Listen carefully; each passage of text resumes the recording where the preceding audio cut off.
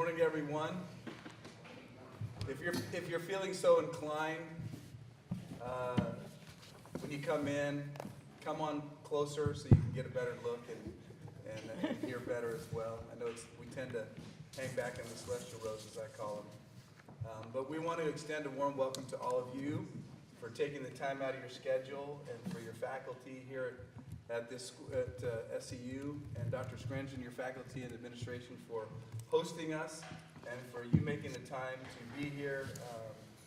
We feel we have some important things that we're doing at the board, and it's our desire to reach out and to expose you to what it is that we do and to involve you in this process. So we hope that you will enjoy the petitioner hearings that we're having today, giving you a little bit of idea of what that process is about, and also other aspects of the board meeting if you're going to be here this afternoon. With that, what we'd like to do is give a little time to Dr. Scringe to address you as a student body, and then we have some presentations that we're going to do as the board before we get to the petitioner hearings. So you have the floor.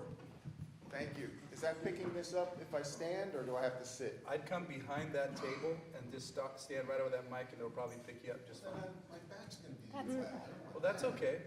You got a good backside. Well, first of all, on behalf of the Board of Regents, the faculty, staff, our administration, of course, you know, the best and brightest students in healthcare education,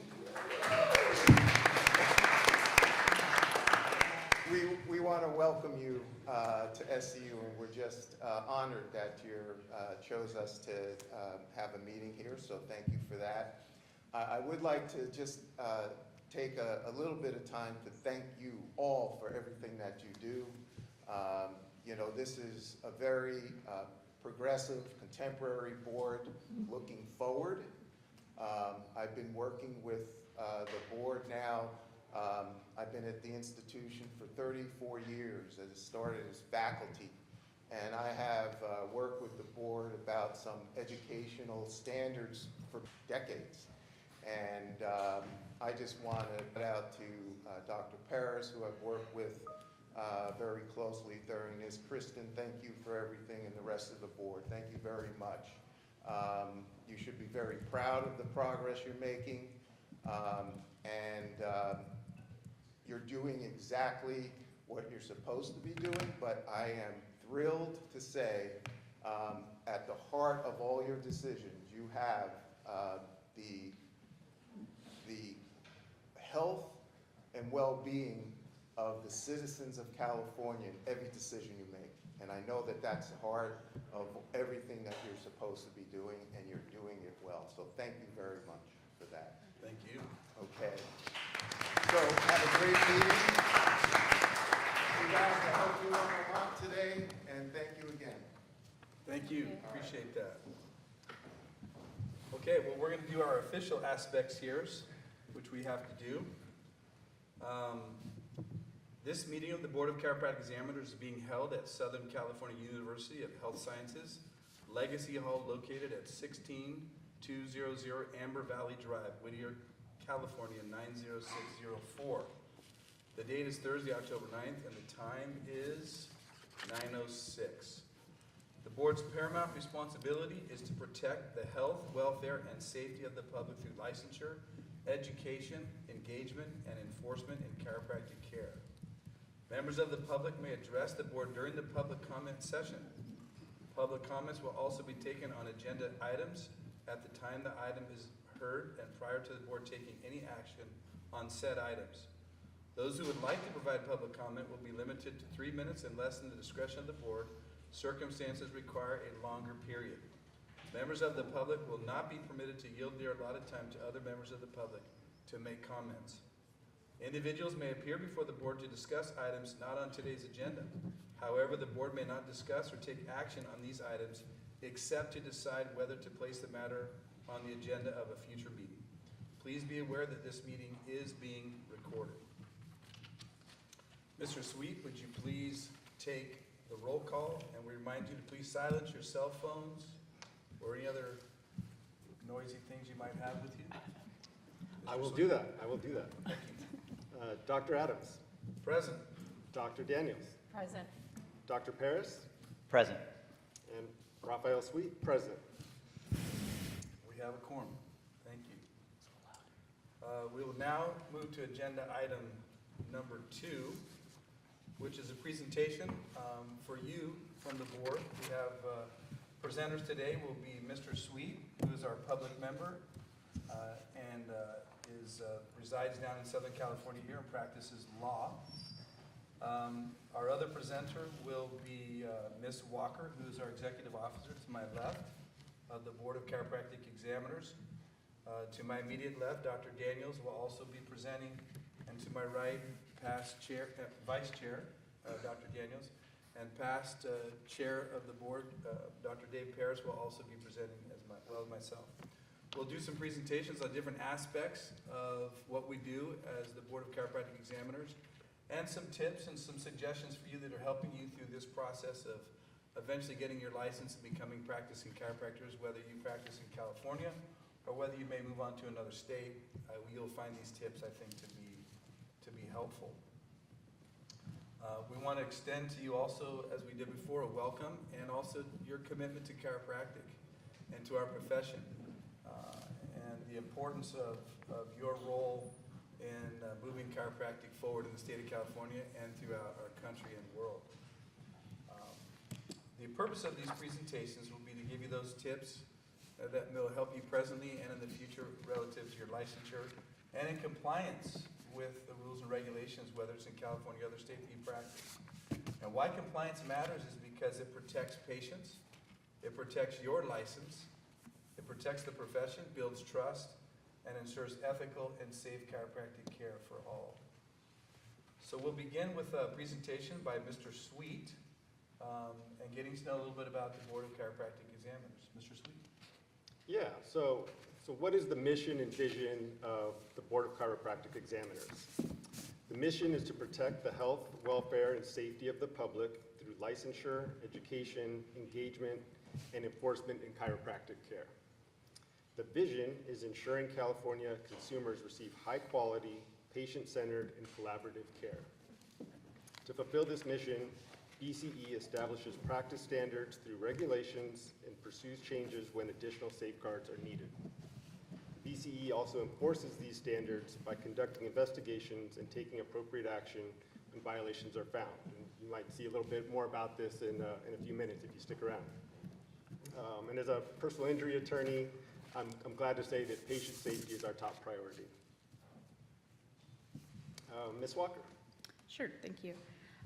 We also wanted to share a little bit about the licensure process as you complete your chiropractic program, particularly if you're going to go on to practice here in California. The basic requirements for a chiropractic license in California are rather simple.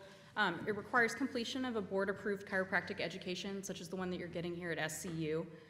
You then have to pass the NBCE Parts 1 through 4 and physiotherapy examinations and complete a criminal background check, and then pass the California Chiropractic Law examination. One thing we want to share with the students is the board has made tremendous progress when it comes to our processing times for applications.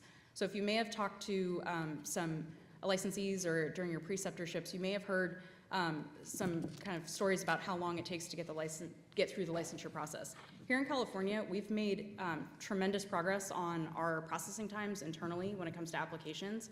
There's basically 2 phases of that process. After you've completed your education and your NBCE exams, you apply for a license, and we approve you to sit for the law exam.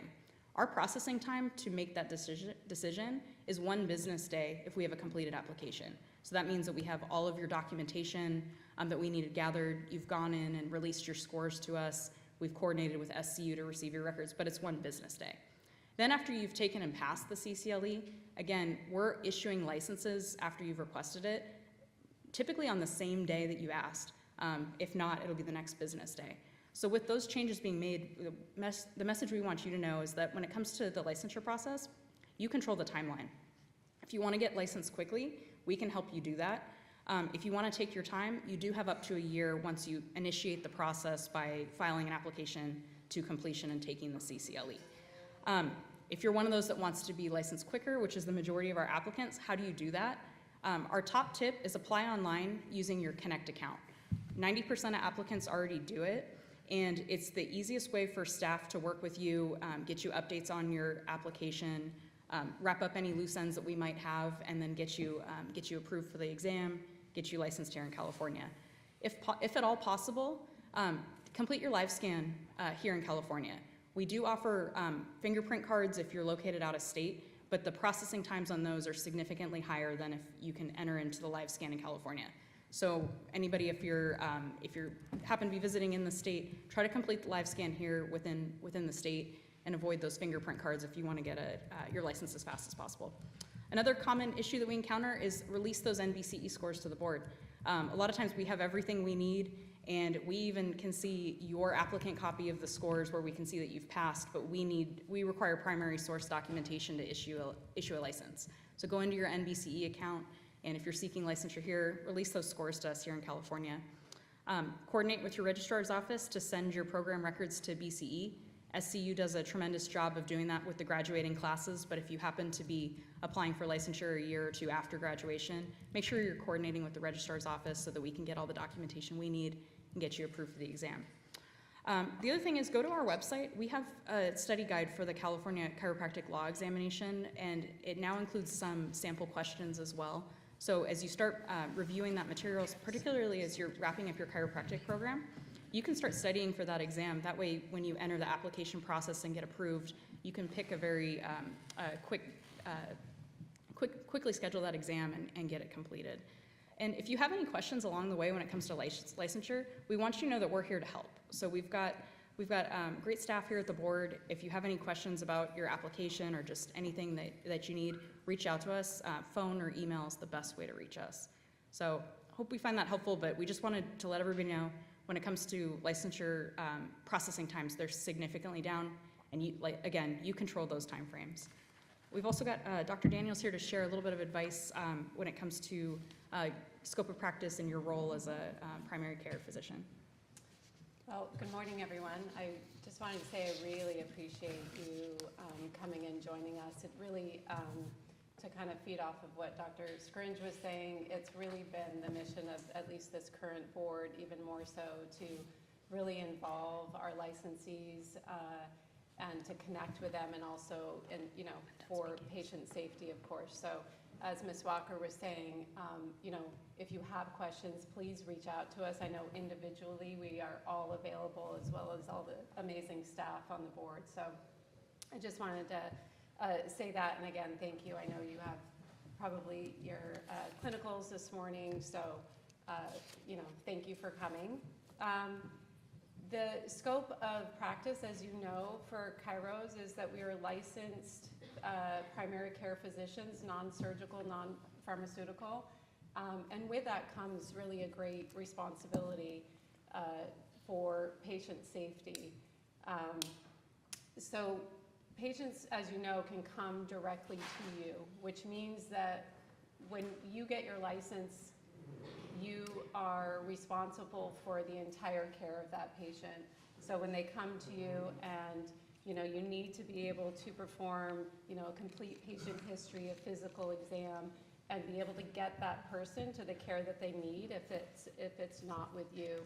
So, getting a license is a privilege, and what we see with some of the cases that come before us is I think people forget that it is actually a privilege, and that people in the past have worked really hard in our profession to get us the rights that we have in order to see people and have them walk into our door directly without a referral. So I can't really emphasize enough how much of a privilege it really is. And when we're busy in school and we're doing our boards, and I think we can sort of lose track of that. So it's just a reminder of that. And when we do get that license, we've agreed to those terms. We've agreed that we are going to take care of that patient in the fullest way possible, regardless of what our philosophy is. So if they need to be referred to somebody else, then that is our job.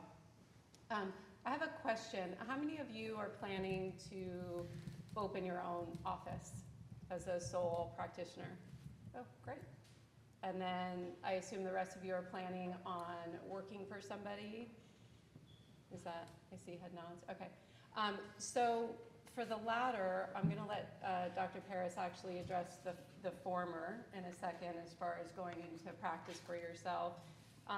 For the latter, if you're planning on going and working for somebody else, I just want you to remember that they're interviewing you, but you're also interviewing them. And so you want to keep in mind, you know, what are their Yelp reviews? What are their ethics? What are their scope of practice? Are they doing salacious advertising? You know, are they ethical, integral? Are they really taking the patient's safety as the primary concern and not just another number of how many people we can see today? So you are incredibly intelligent, talented, skilled, and educated. So you bring a lot to the table. And so I just don't want you to forget that when you're going, say, for an interview or you're looking where to practice, that you're also interviewing them and you want to make sure that you're asking those questions. As far as sort of complaints that the board gets, does anybody know what the major public complaint is that the board gets? Does anyone want to be brave?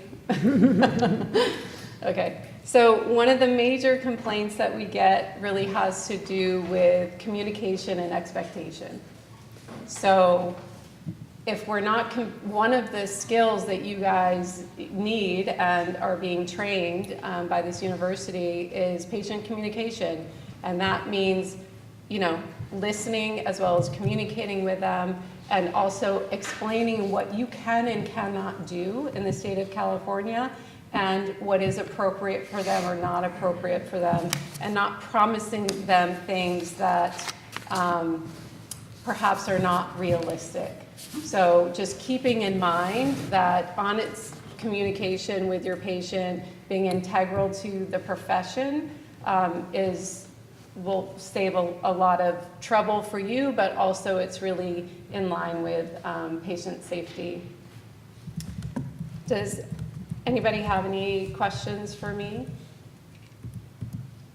Okay, Dr. Paris. Thank you. Well, I'm especially happy to see you all here and excited because this has kind of been this small dream of mine that we have more touch points with chiropractic students from the board level, and that those are comfortable and that we're accessible. And so we hope we can remain that way. And I'm happy to see you all here, and thank you, Dr. Scaringe, for allowing us to arrange this. Just to add on to what Dr. Daniels said, I would say one other thing is that we do have occasionally enforcement actions where the licensee is, and usually it seems to be a early career DC who seemingly is not aware that their license is still their license. And even if you do work for somebody else, even if you're at even a facility, even a hospital system, et cetera, you are still responsible for all the billing and all the coding and all the documentation. Your license, everything you sign. So we do see that sometimes when in private practice, it seems very intuitive, of course, but also even if you're employed. You are still ultimately responsible for your license, so important to remember. And I'm going to go kind of quickly, mainly because you have a past board member, two-term, long-standing board member, Dr. Heather Dane, is on campus today, and she's covering in more detail at lunch. I believe she's in Building H at noon. And she will cover some of the kind of risk management aspect of what I'm talking about here. And the carrot to this stick is that I believe they're serving lunch. So there's a lunch involved out there. So I highly, highly recommend you attend. She's a wonderful presenter and has a whole host of knowledge on those issues. So I think mainly, you know, one thing is you have to remember, even outside of California, when you're establishing your practice, that you're sure to follow all the federal, state, and local laws regarding business registration, tax obligations, employment law, et cetera. And I mainly like to advise students is, you don't have to go it alone. You're a professional, and people come to you to provide the professional piece of healthcare and chiropractic care. And in running your practice, you should also reach out to professionals who are experts in what they do. So, make sure you have an attorney when you need one, or when you feel like you have questions regarding legal matters. Make sure you have an accountant and a CPA. Those are very important. So, don't feel like you have to do it all alone. Reach out, get help. And some of the points we see in regulatory issues is when you establish your chiropractic corporation, that has to be registered with the BCE, and you also have to file that with the Secretary of State. So you do that first, and then you have to make us aware. We see sometimes that is not done. And a lot of times students, early practice DCs aren't aware that the BCE is notified of licensee arrests and convictions of any sort. And there's something called a substantially related conviction that can result in an action against your license. I would say that probably driving under the influence is the one that we see the most, that would be considered a substantially related conviction, and that often does not get reported to us. So be aware that all those convictions eventually get reported to us, and it's a much easier process when you just reach out and do it early and do it in advance. The other kind of penalty that comes with enforcement and a conviction is that 2 convictions of insurance fraud results in a mandatory 10-year revocation. So keep that in mind. That's two convictions of insurance fraud. You will have a mandatory 10-year revocation of your license. And finally, I'll end on a couple things. Continuing your professional education. I realize everybody in this room attending this fine institution, you've already endeavored to be lifelong learners. And I would emphasize that in the process of doing that, we see a lot of DCs who kind of fade away from the desire and the willingness to continue your education.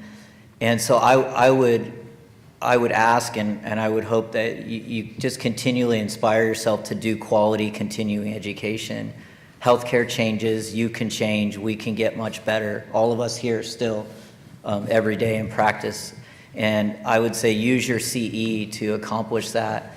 We see a lot of DCs who see it as a burden or as something they have to do. And I say reading the newspaper in the back of the room at a CE event. Do they still do newspapers? Do you guys know what that is, a newspaper?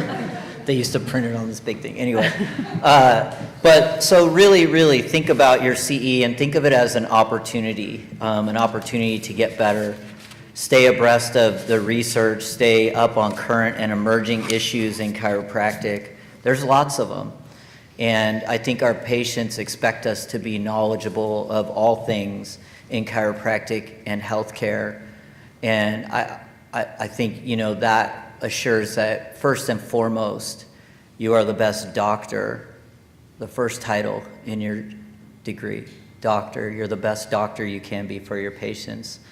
And I spent some time walking the campus this morning and checking out the facilities, and I noticed it seems like it's a very collegial and very social environment, and it's really nice. And so just a quick show of hands, how many of you have met 5 new friends since you've arrived to chiropractic? Yeah, almost everybody, I would say, probably. How about 10? Yeah. And it probably will times 2, times 3, perhaps, before you leave. I will say some of your best peers and friends may come out of this experience. Mine did. And I think staying connected and the social aspect of this, of your education here can continue, and it should. So I would really think that, you can stay connected through your professional associations, attend conferences and networking, spend time with leaders, find events where there's leaders in the profession, and spend time with them and establish a support network, and mainly have fun with continuing education. And if you do it with what you're experiencing here, you can experience for decades into your career, where you go do CE and you've established a support network that will also, I believe, help keep you out of any regulatory issues. So thank you for letting me ramble on. And again, have fun with it. This can be fun. It's a wonderful profession. I never stop having a great time here, including today. So thank you. Thank you. And I extend appreciation to all of our presenters and their tips. I hope you have found a richness in what has been shared with you. I assure you that all that's been said has value for your present and your future in this profession. And I appreciate the time and effort that my co-board members have put into their presentations. We're now going to have a little question-answer time for you, because time permits for it. So I hope that you do have some questions. I will ask this one thing. By show of hands, who in here has read the Chiropractic Act that, in a sense, governs our practice of chiropractic in the state of California? That was established in 1922. I have. Okay, so Dr. Scringe, stand up real quick and turn and look at your student body. Everybody show of hands who's read the Chiropractic Act. So he's making some notes. Okay, so that's what governs, in a sense, your practice of chiropractic. So I would encourage you to take the time to read that. Second question would, how many of you have read the rules and regulations that also govern the practice of chiropractic as well? I see a few of these and some faint hands. So if you have done it, raise it. So you've read, okay, that's good. So one hand went up, Dr. Screns, that's two hands out of the group. So I would encourage you that in your time that you would review that information, because it will establish for you in your mind really how broad our scope of chiropractic is, and really how fortunate we are that those that went before us, put this on the ballot. This is an amendment, if you will, that we are locked in at that. Nobody can encroach upon that, which is a wonderful thing. And Dr. Daniels in the last 6 months has navigated her way through her committee and through her work, making it better in the relationship to education around the country as well as in California. So I believe that's still a course in your curriculum? Yeah, so maybe just, maybe the terminology was slipping by, but if you haven't had it, I know you all get it, and you will. So jurisprudence is the other term for the law exam, rules and regulations, et cetera. Yeah, so if you haven't, you will. So now you can re-raise, now you can ask that question again. all right, questions from you, please. Should we have them come up, or should we just have them stand where they are? Off the Wi-Fi. I'm gonna try to resolve it, or we wanna go? All right, I hear rumbling. Who's got a question? Come on. Dying to ask. No? Wow. We've left them speechless. So informative. All right. Going once, going twice? Nothing burning? All right. Okay, great, awesome. He'll get it started. Stand up. Question, you have mentioned that after registering the business, we have to register with the BC as well, as the Are you referring to when you establish your corporation? Yes.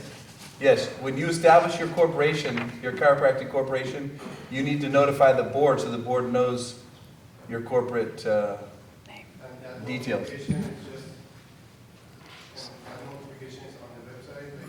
How do you notify? Ms. Walker?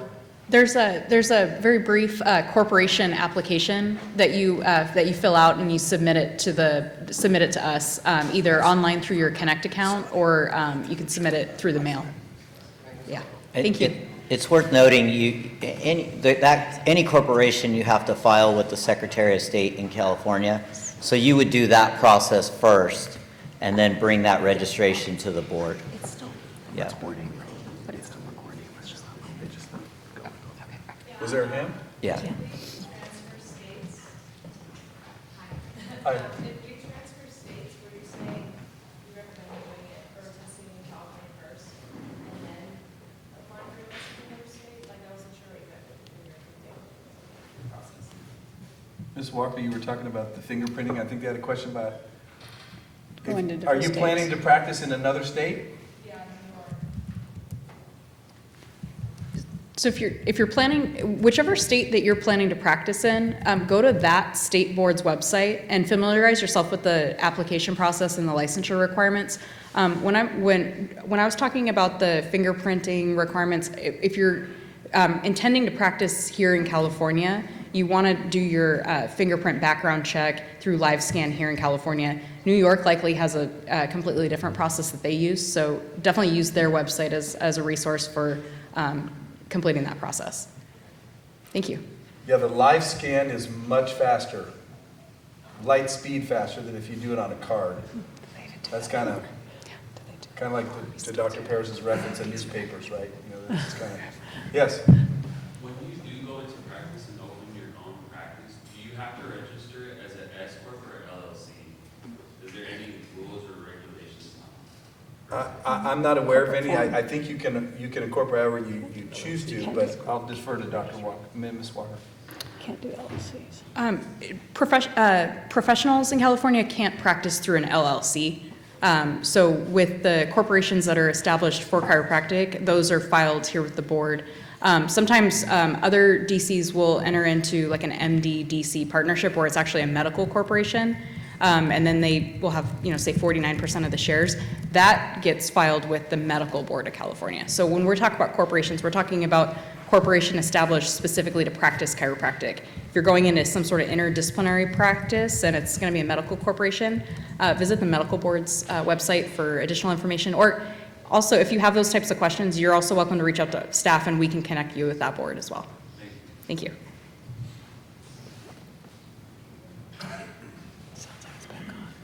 Any other questions? I just have a question. How far in advance are you allowed to do your live scan or your fingerprinting? Is it like once you completed the application process, or could we start a little sooner? You're generally going to want to do that right as the earliest that we'd recommend that you do it is as you're wrapping up your degree program and you're preparing to graduate. You can do the live scan in advance of submitting the application, and we keep information on file up to a year, but we really recommend, we get those results very quickly, so we recommend right as you're wrapping up the program and you're completing the application, go ahead and get your live scan done. We'll get your results in advance, and then when we get that application, and you've submitted your NBC, or you've released your NBCE scores, we've already got a file on you, and we've got the documents that we need in advance. That's really what pushes you into that complete application phase that we can move you along, likely same day, if not the next business day. That's better than Amazon. Yeah, it is. Yes? Going to be in Nevada, and so, as I understand it, I just have to submit my license from California and then take their jurisprudence exam. But is there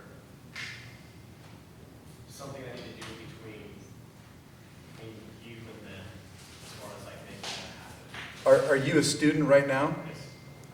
So I don't know that you have to get licensed. I don't think you have to get licensed in California. Your education is accredited by CCE, and therefore you meet the requirements for just about any state. You have to clarify that with your state, but I don't think you have to get licensed in California, then go to Nevada. You can, as Ms. Walker was saying, you can contact the Nevada Board of Examiners, find out what they're requiring, and make sure that you meet their requirements. I don't think you have to do both, unless you want to have a license in California as well, which you're welcome to do. Anything to add? So if you're planning, complete the California process to get your license. Once you have your California license, likely what, you're gonna wanna check with Nevada specifically with what they're gonna want, but likely they're gonna want a license verification sent from our program to theirs, and we can easily facilitate that. So just confirm that's what they want, and then you would just contact our board, and we would send that notification over to Nevada and get you going over there as well. So this brings up just one small thing. Just for the students, that's something, that portability of a license, the ability to get licensed in one state and take that privilege and those privileges and transfer it and utilize it in another state to, either speed up the process or just have reciprocity and have them take the law exam. That's called reciprocity for the students, and it's also something this board is continuing to work on. Defining reciprocity and how that's best done. The challenges there are, and if anybody leaves this California, is you have to be aware of scope of practice. We have 50 states and 50 licenses, so you have to be aware of scope of practice and their particular rules and regulations. So, but that is also something that this board has and continues to work on to make that easier and have a greater ability to have reciprocity where it makes sense. Yeah.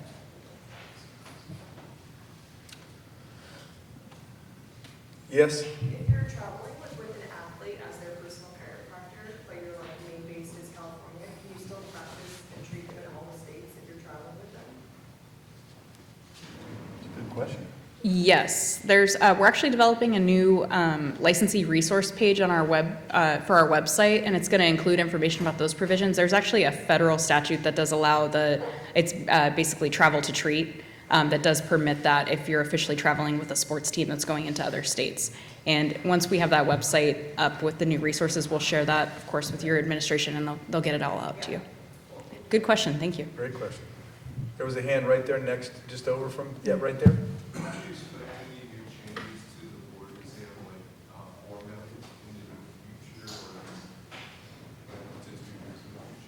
To the NBC exams? Yep. Well, there is a change coming that's going to be implemented in the spring of next year.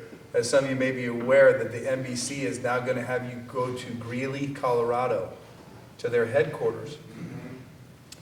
And we just had a presentation on this at our last meeting of the FCLB. The NBC was there and presented.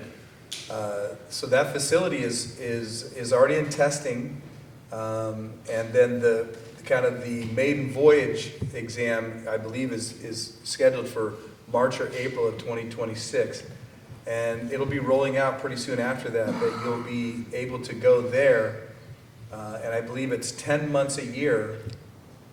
There's more information is coming out. So the board exam is going to change from a standpoint that you will be going to a facility. It's quite an impressive facility. You can go on the NBC website and look at the progress of the construction and the layout of what it's going to be. But you'll be, in a sense, in a room very similar to what you have here probably in your clinic. The difference is where you went room to room with the other NBC and over a course of several days, you're going to be in a room for about an hour. There'll be 3 cameras on you, and you will have an actual patient. These are professional actors that are going to have a specific situation. They're going to know exactly what to say that relates to that condition, and you'll run them through just like you would do in a real live patient situation. There's examiners that will be observing you. It'll be videotaped, so there's not going to be any question about what you say, what tests you do or didn't do. It's all recorded. So it's going to be great for you as the doctor to be, and then for the examiners, because that inter-exam reliability will be much higher. So that is a change that's coming. So anybody that's going to be sitting the boards in the next, like in November or something like that, you won't have that. But come next year and thereafter, It's gonna be a game changer, so it'll be a good thing. And they're really doing a great job. One thing that we learned, because a lot of people talk about the cost of the testing. NBC has not raised their cost in 4 years. So they're keeping it level. This new facility, though yes, you have to travel there, they've statistically determined that about 50 to 60% of most of the students are traveling to a site anyway to sit their board. So traveling there, they're going to make it as easy as they can. They're going to have relationships with hotels. They're going to shuttle you from the hotel to the facility. They'll have it as easy as they can, and they're anticipating that the cost of examining is either going to stay the same or may tick down as it goes over time, which is good for students. When you are already carrying a lot of debt as it is, they're going to be making it a lot easier, and it's accessible. So you could technically be licensed within weeks or months, within a few weeks or months, a month or so after you graduate, instead of waiting sometimes 6 months.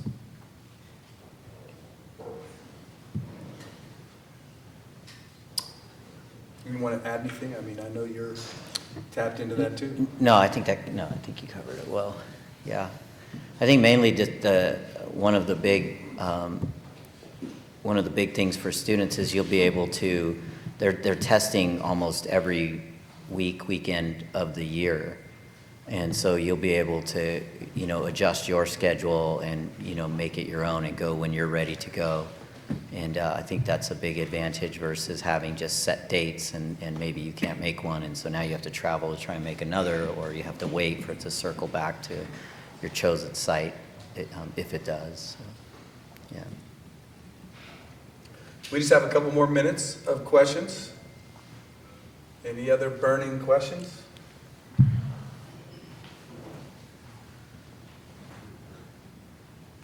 Well, we appreciate the questions that you've asked. We will be here for the next little bit. Well, actually, most of the day. We're now going to be moving to the portion of our meeting where we are hearing petitioners. We have 2 petitioners this morning.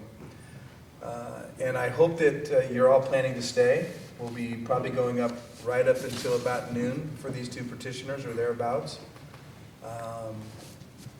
We want to impress upon you, if you're staying, we hope that you'll stay, the gravity of these 2 individuals that will be before us, who are coming to the board to have their license reinstated after revocation.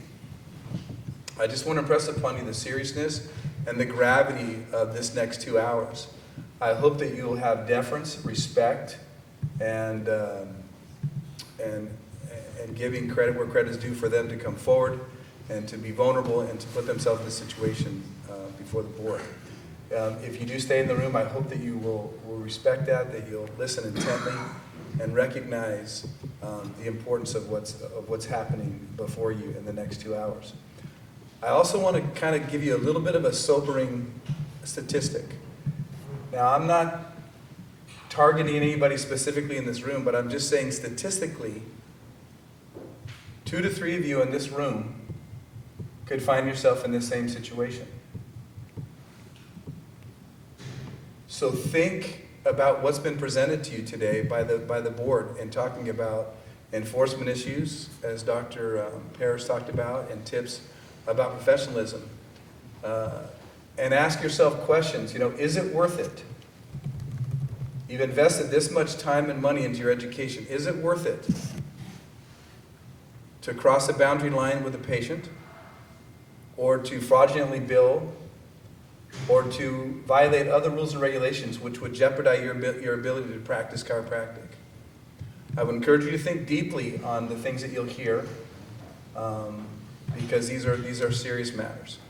So remember, you have endeavored to take on a sacred trust as a chiropractor, as a licensed chiropractor in the state of California.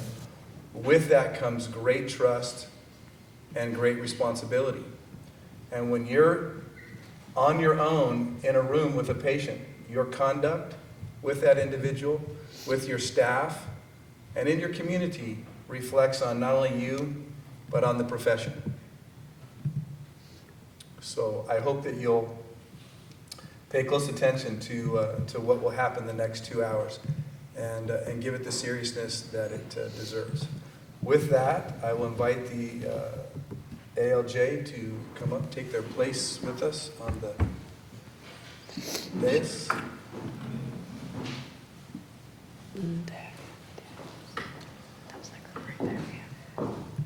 As the ALJ is coming up, I also want to remind the petitioners and their counsel that our focus is approximately 1 hour per case. And we hope that you will be focused on what the recommendations and encouragement is on what you have done. We have read your history of your case. We're not here to relitigate or to review all that's been done in the past, but to focus more on where you are now and where you are going and what you've done to rehabilitate yourself and to ensure us as a board and the public that you are safe.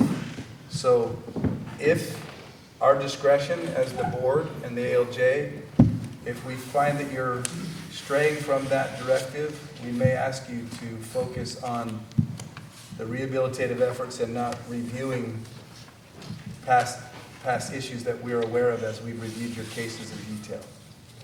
So with that, I'll turn the time over to the ALJ to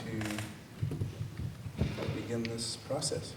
Thank you very much. My name is Dina Galley. I'm the administrative law judge assigned to assist the board today. I would like to just confirm which board members will be sitting for this proceeding. Is it, sure? Would you like us to take a roll call? It's however you want to do it. I just need to identify in the decision who is actually participating. So Mr. Raphael Sweet, public member, is participating. Dr. Pamela Daniels, vice chair, is participating. Myself, Dr. Lawrence Adams, and Dr. Dave Paris. And that's a quorum. Yes, we have 5 of us. I would normally call the matter and state that we're on the record. Is that fine with you? Absolutely. All right, is the representative for the Department of Justice here? Yes. Do you want to come and join us, please? And whomever is the first petitioner, I believe that's... Is there 2 of you? So we'll have you both right here. And then the first petitioner is Nostrat Gadosi. Dr. Gadusi, are you here? Please join us. May I have the name of the court reporter? Thank you. Is that the Ms. Sanchez, Marie Sanchez? All right. I'm going to ask you at the conclusion of the matter whether you have any spellings or anything you'd like. I'll also ask you for the time that this portion of the meeting, the hearing portion, concluded, and the pages. You're familiar with it. All right, thank you. No, yeah, sure. Push button when I start to do it. Thank you. It'll never happen.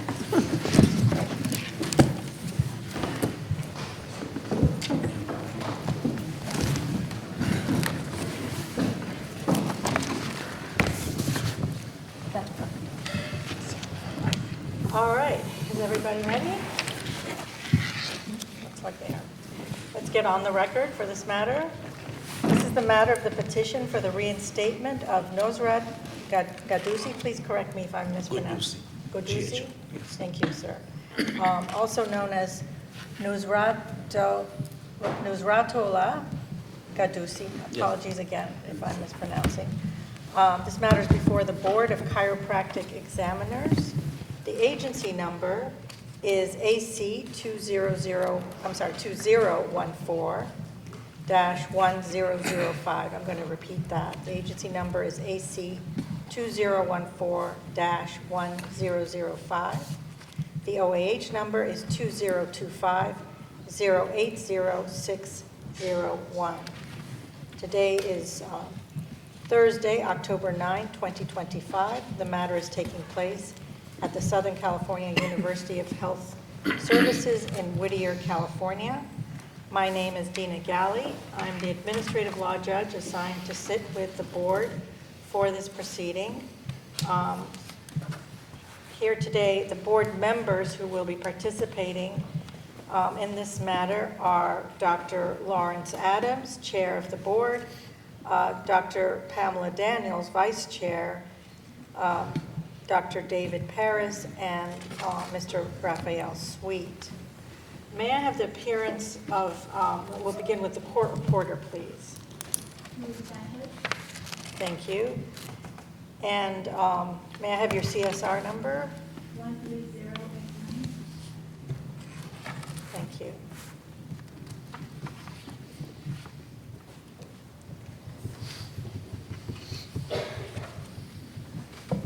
All right. And on behalf of the state of California? Good morning, Your Honor. Trent Fucci, that's F-U-C-C-I, Attorney General, appearing on behalf of the state of California pursuant to Government Code 11522 and Section 10C of the Chiropractic Act. Thank you. And on behalf of the petitioner? Good morning, everyone. My name is Bruce Shafi. This morning I represent Mr. Qudusi Connection, this matter. Thank you. All right, I will begin with opening statements for those who wish to make it. As the petitioner, you have the right to begin. So, Mr. Shafi, would you like to make an opening statement? Yes, I would. All right. Go ahead, sir.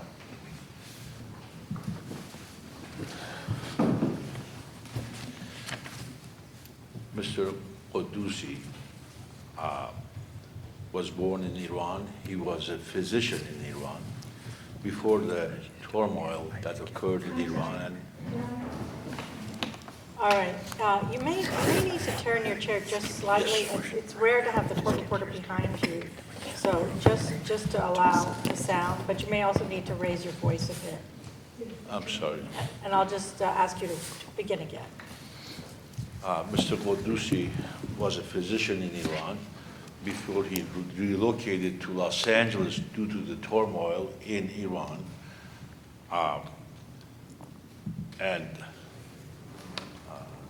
He was basically forced out of Iran because he was Jewish.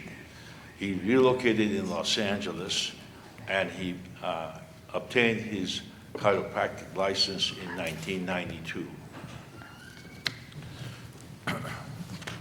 Unfortunately, he committed two despicable acts, as a result of which his license was suspended. Since then, he has complied with all the requirements that he was supposed to comply with in order to get his license reinstated.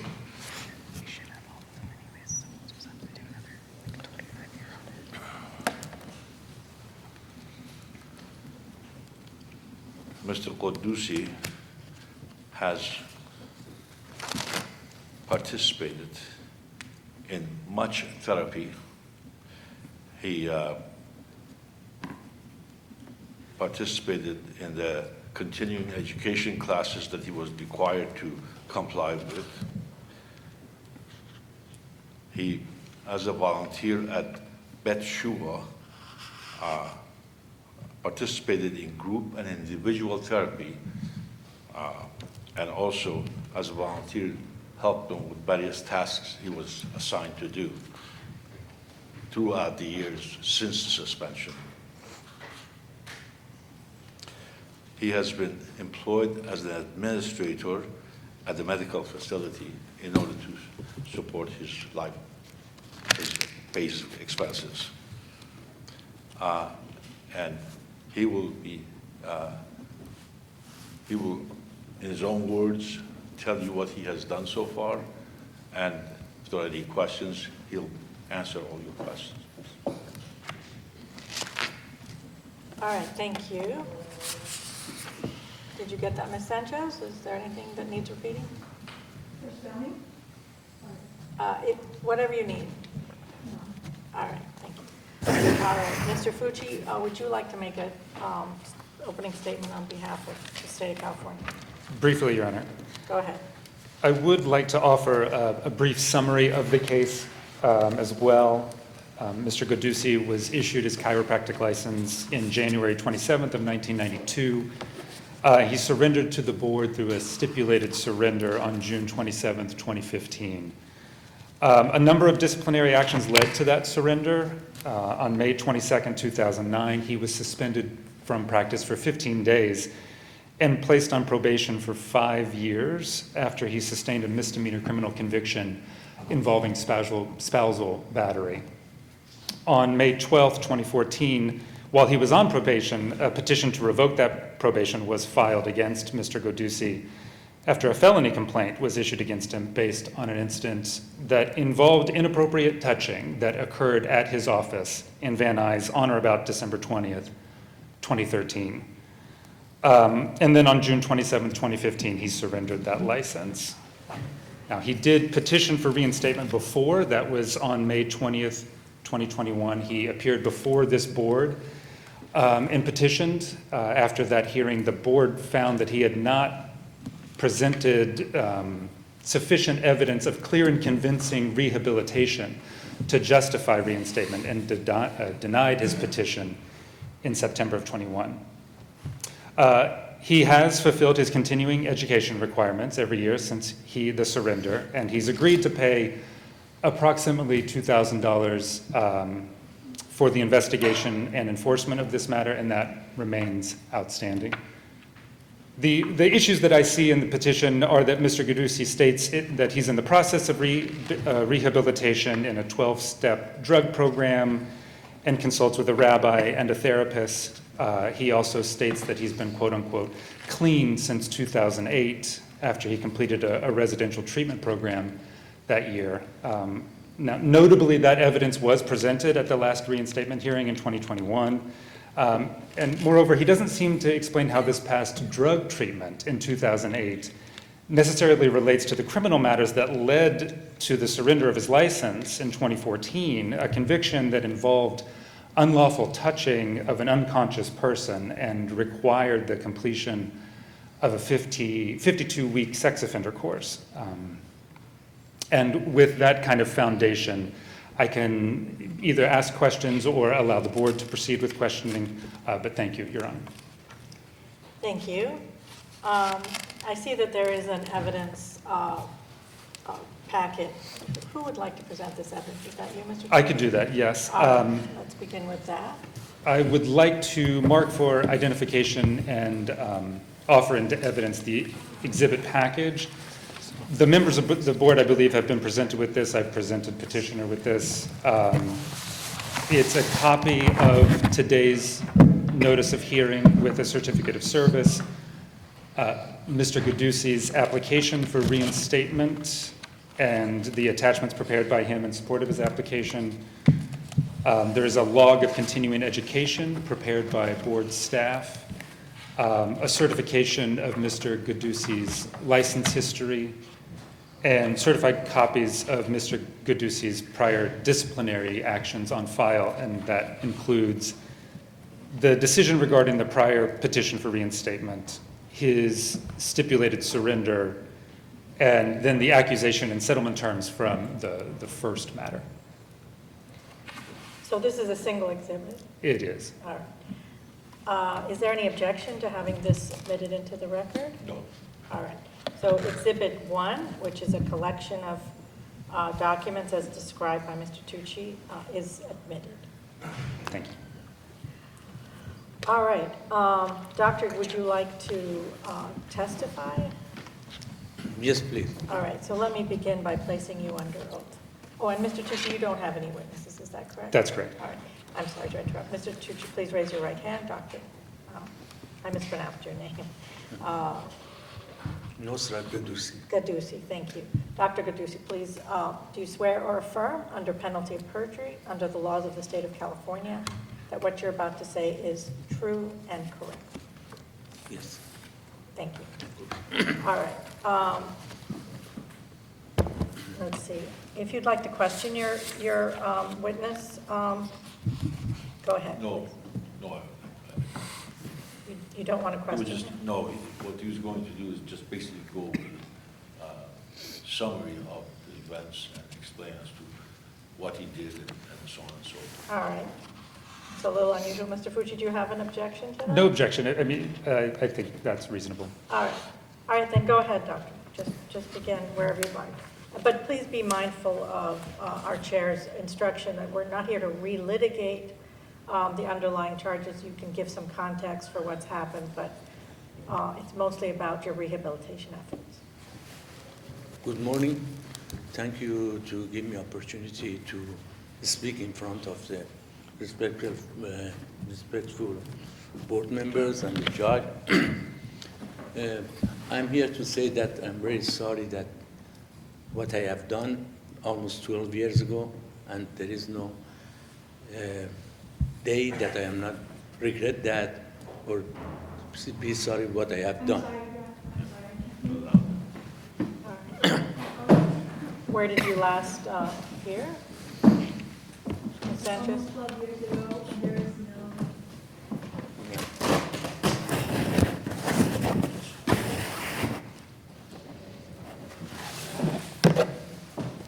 What I have done 12 years ago, I'm really sorry about that, and I regret it every day. It's good now? Every day, and there is no day that going by and I don't say sorry that what I have done. Last 12 years, I worked hard on myself to rehabilitate myself and be a better person for myself, for my community, and for my profession. With that, first I went to start with the therapy that I got, individual and group that I did with the Shuva and also I'm with sorry, I didn't understand. Individual and group and individual therapy. And that helped me a lot to take full responsibility for what I did that harmed my patient, and also helped me to manage my mind, my emotional, in better way, and be in peace with myself. Also, I went to the Bet Teshuvah, which is rehabilitation center, nonprofit rehabilitation center, and I attend their Friday night services, which is spiritual, that helped me for classes, for my therapy too, and also I go to their Thursdays meeting that is 12-step, that helped me a lot too.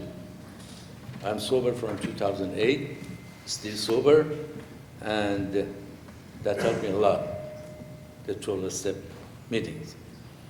Also, I'm doing the voluntary work for the other nonprofit organizations too, which one of them is PATH, P-A-T-H, that is People Assisting the Homeless, which is, we prepare food and care packaging for them and distribute it to them.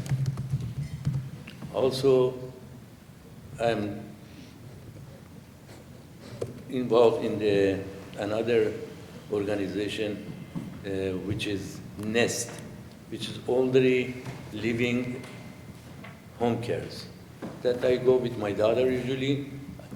I go there and we just go there and bring a little bit present for them. Also need just to accompany them, talk to them, and bring them some smile in their face. That's one thing. Also, I go to the temples, my local temples.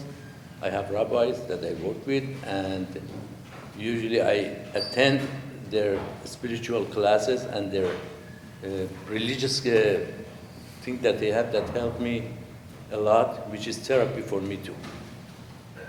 And also I do for Bet Teshuvah, I do the kind of marketing that means that I involve other people to help them, and also myself, my family, my friends, my community, to help them as much as we can, because they helped me too, long time ago. And also, what else I do? Also, I work in the medical facility, medical clinic with Dr. Newman, and I do administration job on his office. I'm hired over there. I'm on payroll on that one. And also, I'm working in the place that it happened in Van Nuys, my former office that I seeing the patient, is still working there as a volunteer, as the administrator, and helping them too. And overall, I am grandfather, so I'm helping my kids to take care of their kids, like my grandson, do babysit for them, because I love them, I do as much as I can. And also, I'm 70 years old, and if my lawyer said my background is medical doctor, and after that I came to America, I just went to the chiropractic school, because in my country we didn't know anything about the chiropractor. Over here I got introduced to chiropractic school. I loved it, and I came, and since then I was working as a chiropractor. Now I don't have license as a chiropractor. And I don't know any other professional. I don't have any other talent, and I'm 70 years old, and I don't have much to left for my future, at least to support myself. That's why I'm asking Your Honor and your respected board member, please reinstate my license so I can do whatever I love and I can. And that's it. Thank you. No. Mr. Tucci, do you have any questions for this witness? Just briefly, Your Honor. Good morning, sir. Good morning, sir. Since the last reinstatement hearing, this was in 2021, have you engaged in any rehabilitative classes that would have addressed violence or sexual violence? I don't understand the question. Have you taken any classes to address the reasons that you had sustained convictions criminally? Not, I tried, and I applied, even for what's the name of the organization, sexual, they didn't, and anyway, they reject me. They told me, because you were convicted, you are on probation, you cannot come help us. I did online. Okay. Since the last reinstatement hearing in 2021, what new evidence that you've submitted would you like the board to consider to address the rehabilitative issues that they had in 2021? In 2021, I believe the reason they reject me, they told me I did good representation with myself, as far as I understand. And after that, I went to continue therapy, and also the spiritual classes. I am still involved in a lot of spiritual classes with my temples. And every Saturday I go to temple, and I meet my rabbi. And last 7-8 months, because my mother passed away 8 months ago, I have to go to the church, to the synagogue, to shul every day, morning and evening. So I'm right now more involved and helping a lot. It's like therapy for me too. In reading the denial of your prior petition, something that struck me was that the board took issue that maybe there was an absence of testimony regarding what you had learned in your sex offender program that you had to participate in. I just wanted to give you an opportunity to kind of tell the board what you learned in that program specifically. First of all, I learned that as far as I'm going to therapy to first change my behavior. I mean, I'm not that person that was in that time. And also on these classes that I went, like for 1 year, every week, they teach us, and I learned how to behave and how to have relationship with my patient. And also for more thing that I know right now is that no be alone with your patient anywhere. Just always be somebody between the room with your patient. And to confirm, that class was in 2015, is that right? 20 NES organization. To NES, N-E-S-S organization, and it was on 2015, I think it was. And so any classes since The other 2015? classes I went, it was like therapy that they did, and also the meeting that they go for the AA and Bet Teshuvah and temples, a lot of spiritual classes. I went to Kabbalah, 3 years to Kabbalah centers, and learned a lot, and changed me a lot, and also still going to the spiritual classes and with my rabbis. I have no further questions, Your Honor. Thank you. All right, let me turn it over now to the board. Doctor? Thank you, Your Honor. Dr. Daniels, we'll start with you. Any questions for the candidate? Yes. Hi, Mr. What's that? I'd like the petitioner, sir. Thank you for your testimony, and thank you. Many of my questions were already addressed. I just wanted to clarify, you said that you are now employed at the medical center that you work? Yes, And how many hours a week do you work there? around like 10 hours a week.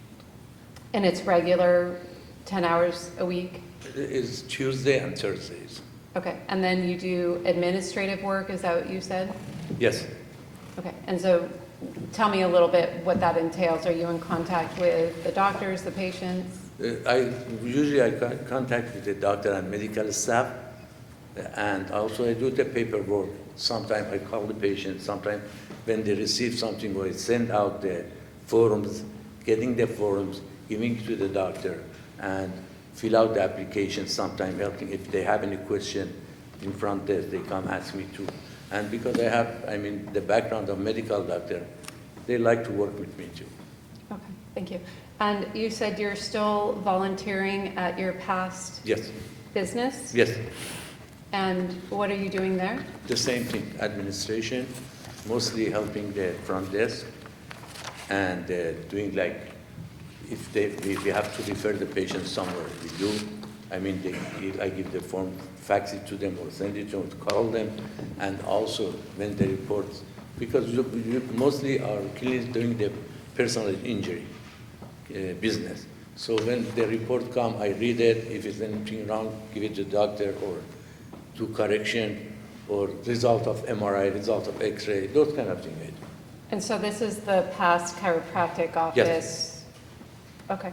And since your revocation, have you participated in adjusting anybody? No. No, No, no family or friends? nothing. And he already asked, but I just want to give you another opportunity to hopefully clarify what specifically have you done in rehabilitation between the last petition hearing that was in 2021 to today, and saying that you don't have any other skills? Yes. And that's why you want the license back? Yes. Is not really what we're looking for. What specifically have you done to make changes in your rehabilitative efforts that is going to guarantee us, the board, the safety of a future patient? As much as I did that therapy and also the temple and nonprofit organization that I explained to you, and also if the board wants to ask anybody in my family, my member, my friend, my coworker about me, they're gonna say he's a very honest person, responsible, respectful, and keep his promises. That's fine. And then just one last question. I'm just curious on your attachment for the petition for reinstatement on BCE 013. It was a very short declaration, and you had said that you no longer keep hidden secrets and that you were going to elaborate to your efforts and what had happened. Do you feel like you've expressed that to us? Yes, that one, I go to the meetings, 12 step, and that one by sharing with others and speaking, I'm doing that. I'm trying not to. No more questions. I want to allow the other board members to speak. Thank you, Dr. Daniels. Mr. Sweet, any questions? Yeah, I have a question. Council asked you about what efforts you've made since the 2015 revocation to rehabilitate yourself, and you mentioned a class that you had attempted to take, but you said that you were rejected. Can you expand on that a little bit? What kind of class that was and when that was? It was a long time ago. It was like a sexual offended classes, I think. It was witness, 52 weeks, once a week, group. It was group session, and mostly the instructor was talking about, what we should, not what we shouldn't do and what we should do. About, it wasn't just for the chiropractic, it was like group. Was there another class that you said that you were rejected from or you were not able to take? I'm sorry? Oh, no, it wasn't classes that I rejected. It was the organization that belongs to the state. I tried to go, it was a non-profit organization, I think. I tried to get involved. It was the same thing that happened to me. I just wanted to help the victims. They didn't let me. They told me because you were convicted and you were on the probation too, so we cannot accept you. And then you said no other classes related to these prior offenses since 2015, is that right? There is no such a thing that I did. The only thing I could do, go to therapy, which I did, and still I am going, and it's helping me a lot. Thank you very much. You're welcome.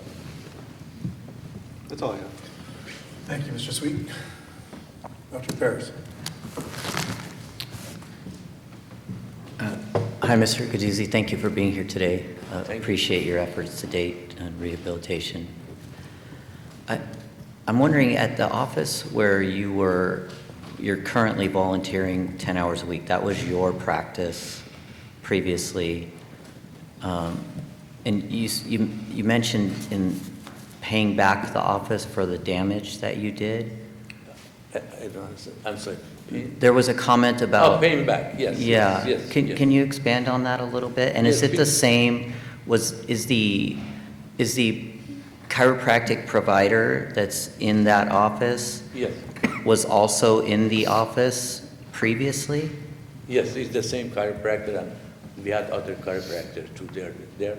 But the same chiropractor, which is owner of the business, so I just helping them for just giving back to them. And also, it's not just that to giving back to them, because still my patient that I had very old patient, sometimes they want to come over there, and I refer all of them to the owner, the other chiropractors, the co-workers. But still I'm doing work, I'm doing like administration work in the office. So is there a chance or an opportunity that the victims in those could show up to that office again? I don't know. So there's been no discussion of that potential or mitigation efforts there? I don't think so, but I don't. And then I have one other question. How many years has it been since you've actively practiced chiropractic? That I have been practicing? No, how many years since? How many years has it been since you've actually practiced as a licensed? Together? No, how long has it been since you have practiced? 1992 till now. It's gonna be like 32 years, 33 years. Since 1992 till today, 33 years. How many years have you not had a license? I didn't have license. It was like 11 years. 11 years?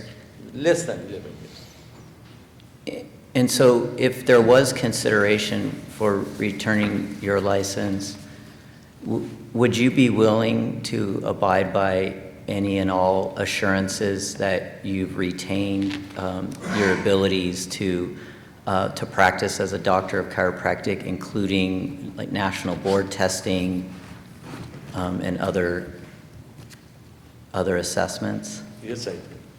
Do you feel like your skills could have eroded over the last 11 years? Yes. Yes, I do. Yeah.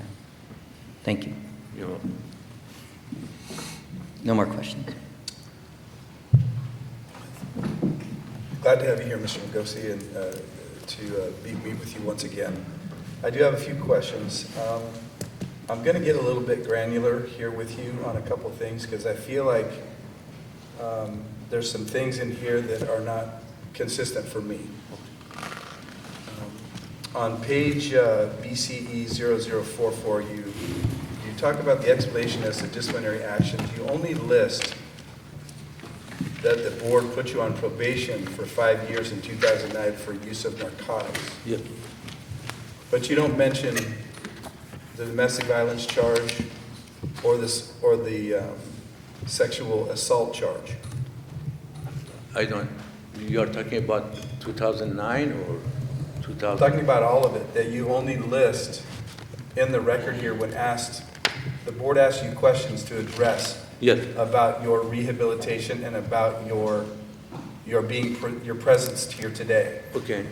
And you choose not to list the two very serious items. You just list the narcotics as the only reason for the reason that you Yes. you were on probation, but then you had your license revoked because of a sexual assault In that time? No. in 2015. 2015, yes. You lost your license because of a Yes. sexual assault, Yes. correct? Yes. Okay. You don't list that, nor do you list the domestic violence charge as part of the reason that you were on probation. You choose not to list those. Are you I'm wondering why you seem to have a difficulty kind of owning what you've done. You kind of talk in kind of general terms like you say, I'm sorry for what I've done, I've changed my thinking and my behavior, but you're not getting real specific here. And that concerns me because it's almost like you're not taking ownership of why you lost your license. The reason it wasn't something that I did on purpose, but what I did and what I accused for and what I did and what conviction was different things. I mean, they accused me for something that in the court they find out is not exactly the thing that they accused me. That's why they changed the play, they changed it. So, and end up with, the code is the meaning is a battery that I hit the patient. But 2009, I was on probation for the narcotic, which I completed with the board all the time. All the tests were negative. I'm sorry, I cannot understand you. On 2009, I was on probation for narcotics, and I completed with the board. All the tests were negative till this happened. This accusation happened. No, After 4 years and a half. No, I'm aware. I've Yeah. reviewed that. I'm just talking though about, so I'll move on then. So a quick question. In the documents we have here, it states that the patient was unconscious. Are you disputing that fact? Unconscious? Unconscious. No. No. The So patient. you're not disputing that fact? She wasn't unconscious. She was not. No, she was So not. that's an error. Yes, it is, of course. Okay. So are you saying that the accusation of sexual assault is not accurate?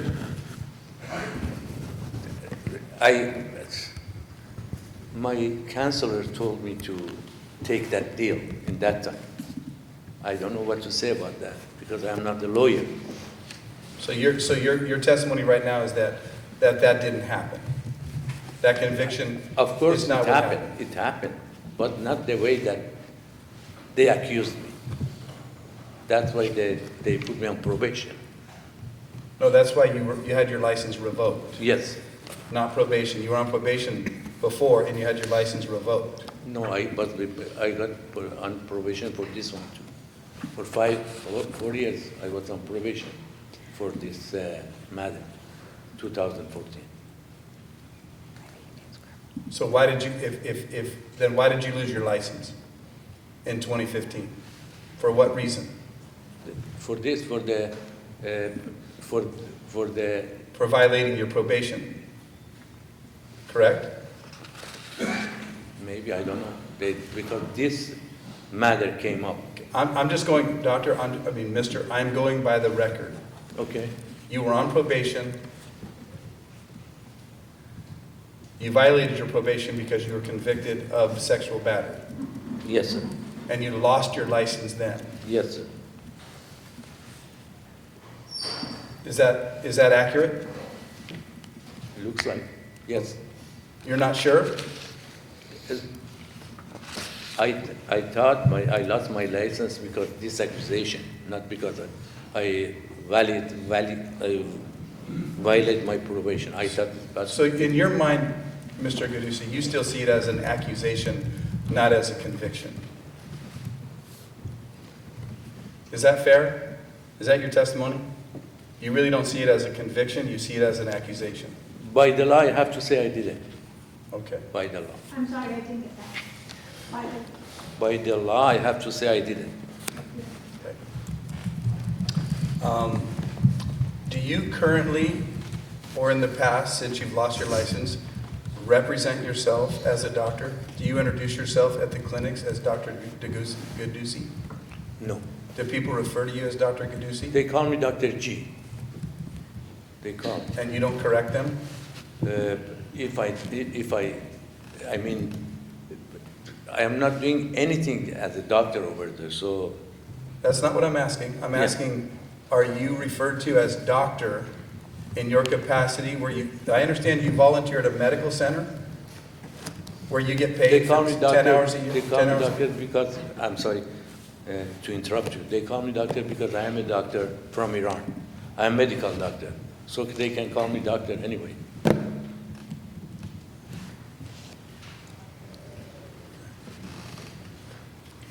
So I just want to remind you that you're under oath right now. Yes, sir. Are you ever having any interactions with patients one-on-one? No. Never. You So if mean- I were to call the clinic and I was to ask, I understand you work at 2 places, correct? Yes, sir. You work at a medical clinic Yeah, and where you do administration, and then you volunteer at the chiropractic office, correct? You're not paid at the Yes. chiropractic office? Yes, Is that right? yes, And you're only paid for 10 hours a week where you work, yes, and you're paid nowhere else? yes, That's it? yes. Okay. And so in any of those 2 settings, you're not having patient contact, because you've stated that you're a doctor from Iran, but you don't have a license to practice medicine. No. Have you checked with the medical board that they are okay?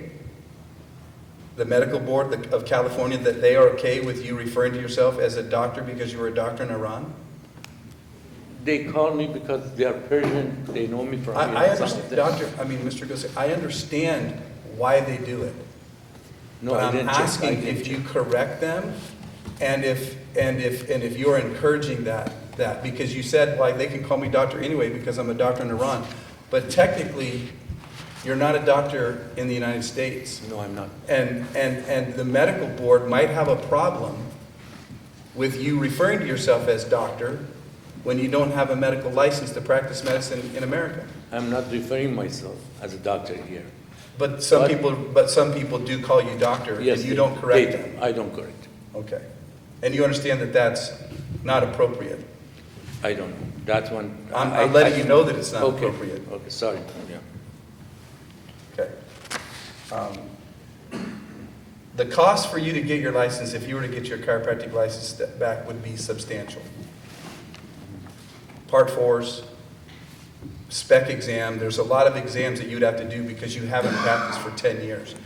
You've referenced in your notes that you live on the kindness of your family and your friends, that you don't work because you don't have any other skills, so you don't work, and you haven't worked substantially anywhere except for 10 hours a week. And that was the same as you were doing 4 years ago when you petitioned us before, that you stated that you're only working 10 hours a week. No, I'm sorry. Okay. In that time, I was not working. You were not working at all then? I was not on the payroll, no, in that time. This job started 3 years ago. Okay. Yes.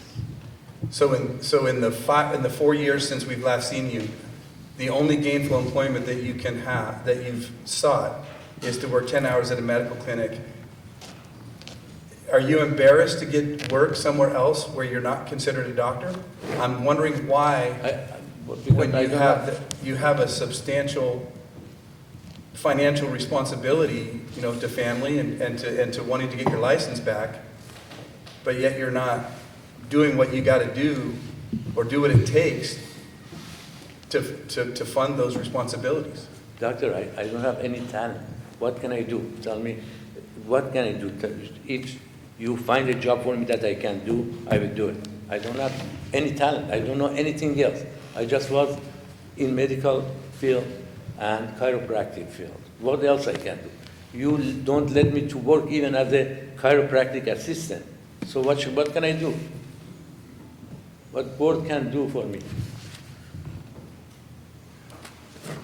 Well, I have lots of thoughts, Yes. but I'm not here to be an Just employment in general, counselor for I'm you. talking general. I'm just asking that question. Thank you. Anyway, I appreciate your answers. I have no further questions. Thank you. Is there any other burning questions from the board before we turn it back to the ALJ? None. Anything further from petitioner? I would just ask one question. Oh, my God. You may need to speak up a bit. I'm sorry, but, I'm just asking you to speak up a bit. do you also receive Social Security benefits? Yes, I do. All right, anything from Mr. Fucci? No, Your Honor. All right. Are there any closing statements? No, no. Mr. Fucci? No, Your Honor. All right. All right, thank you. That would conclude the hearing portion of it. All right, well, thank you. That concludes this petition. All right, I note the time is 10:40. Is that your time, Ms. Sanchez? I have 10:37. 10:37, all right. Need a bio break? And the pages? 34? All right, thank you. We're off the record. Thank you, Your Oh, Honor. any spellings or anything you need? Yes, Go. the name of the place that we go worship, The temple? I can hear you. there's a location you go and worship or Yes. you get your, And from the it's rabbi. the name of this. The place is there. Is the name of the temple of the rabbi is Rabbi Lolayan and Rabbi Cohen. I'm sorry. I believe it's the name of the temple. No, the name of the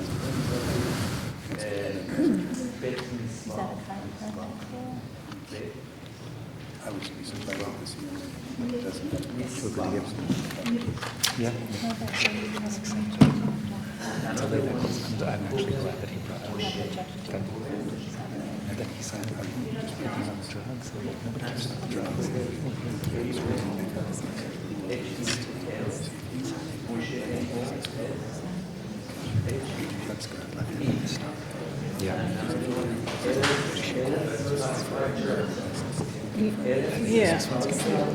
Yes, yeah. Do a 5 minute.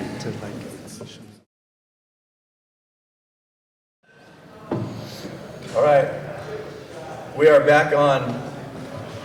We thank those that are staying. We appreciate you being here. Again, we ask that you respect the proceedings and show the respect and decorum that's appropriate for the situation. I will now turn the time to the ALJ. Ron? Thank you. All right, let's get on the record for this matter.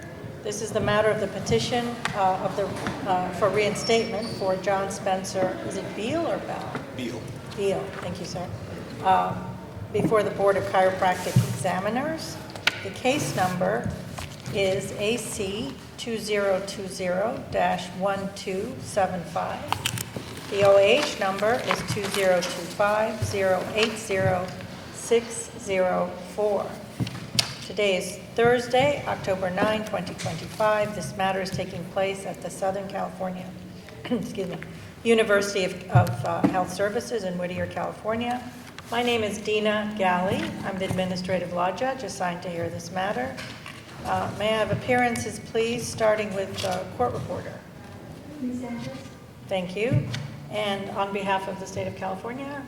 Good morning, Your Honor, board members. Jason Liu, Deputy Attorney General, appearing with Deputy Attorney General Stephen Svedich on behalf of the people of the state of California, pursuant to Government Code Section 11522.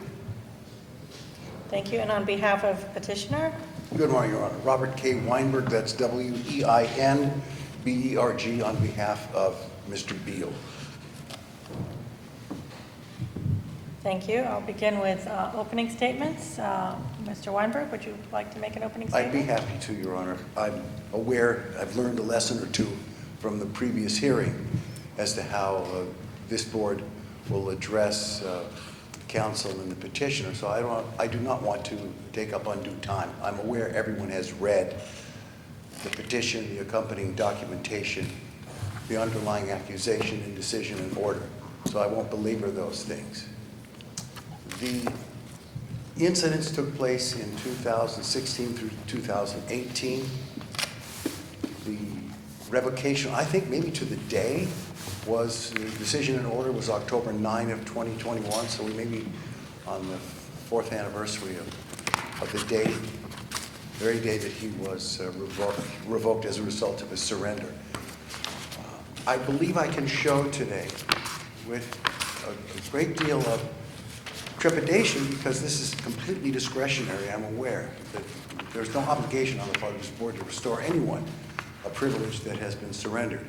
I hope that my client can demonstrate, not only through these papers, but today in his testimony, that he has been rehabilitated. He is on the right path, has been for years now.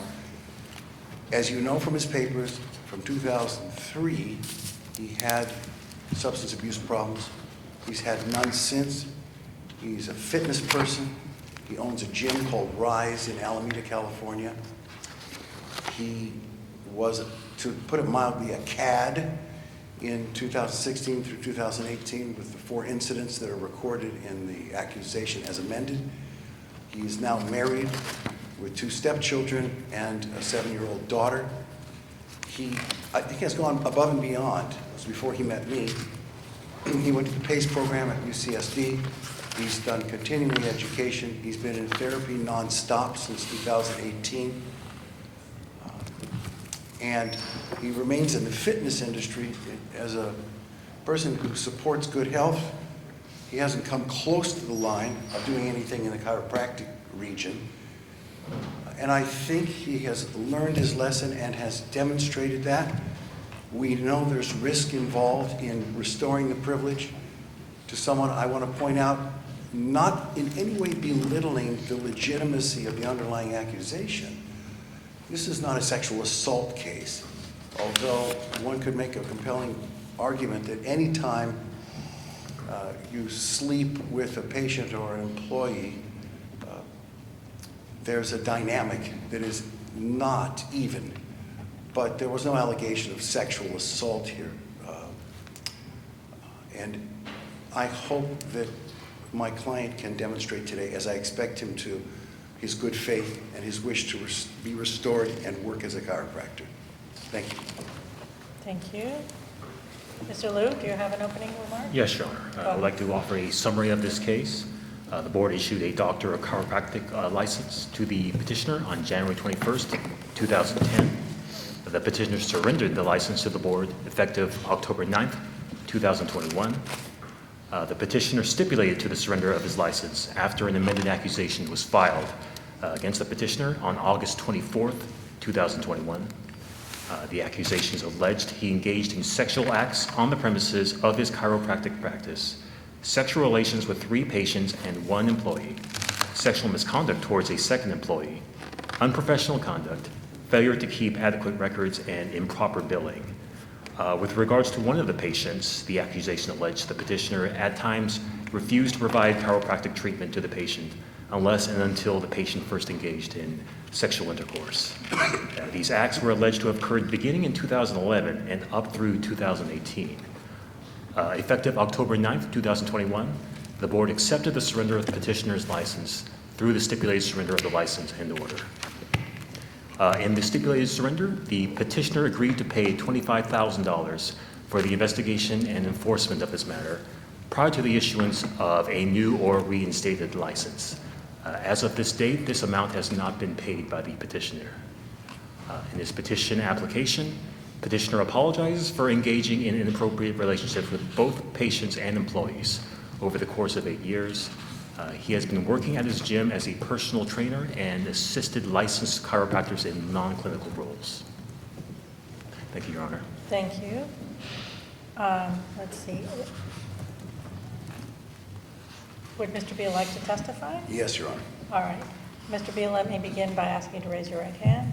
Do you swear or affirm under penalty of perjury under the laws of the state of California that what you're about to say is true and correct? Yes, I do. All right. Mr. Weinberg, do you want to question your I client? do, if All I right, might. go ahead. Yeah, and Mr. Beal, I'm going to ask you to raise your voice to the degree possible. I have a chest cold, so I don't sound like any great orator right now myself. Just but, slightly angle yes. yourself so the court reporter can pick up So the more. court reporter can hear you.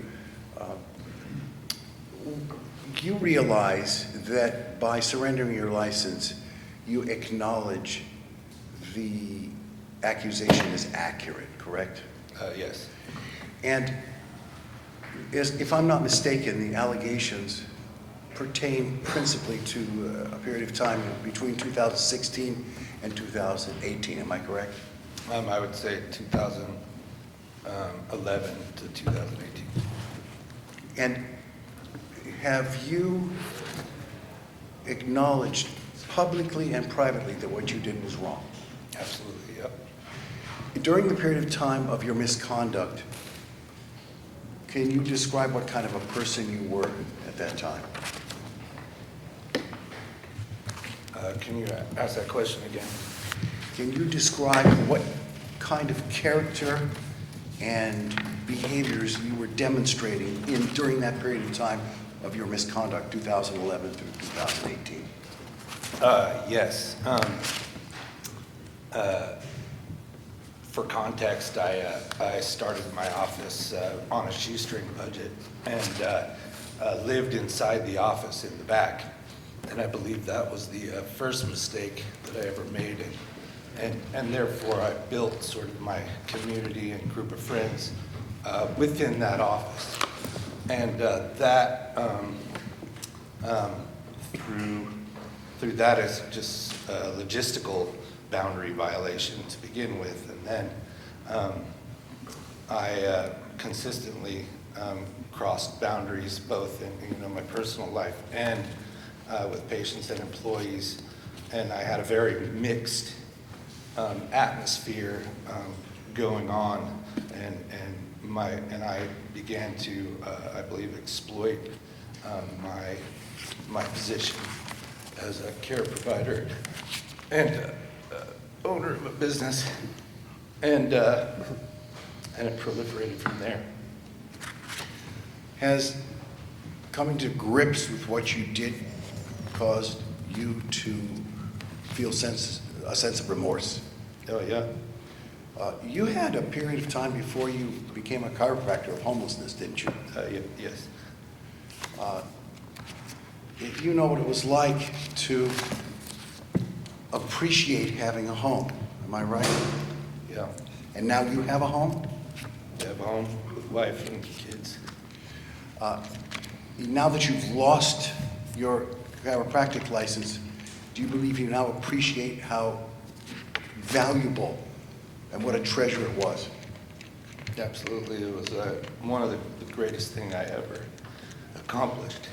And yeah, and it had a widespread effect, losing it, not only on myself, but it's just like a nuclear bomb blasting out across all of my patients' lives. You know, the ones I slept with, but the ones I didn't sleep with. It's just all of a sudden your chiropractor's gone, and he's in the media, and it just had devastating effects.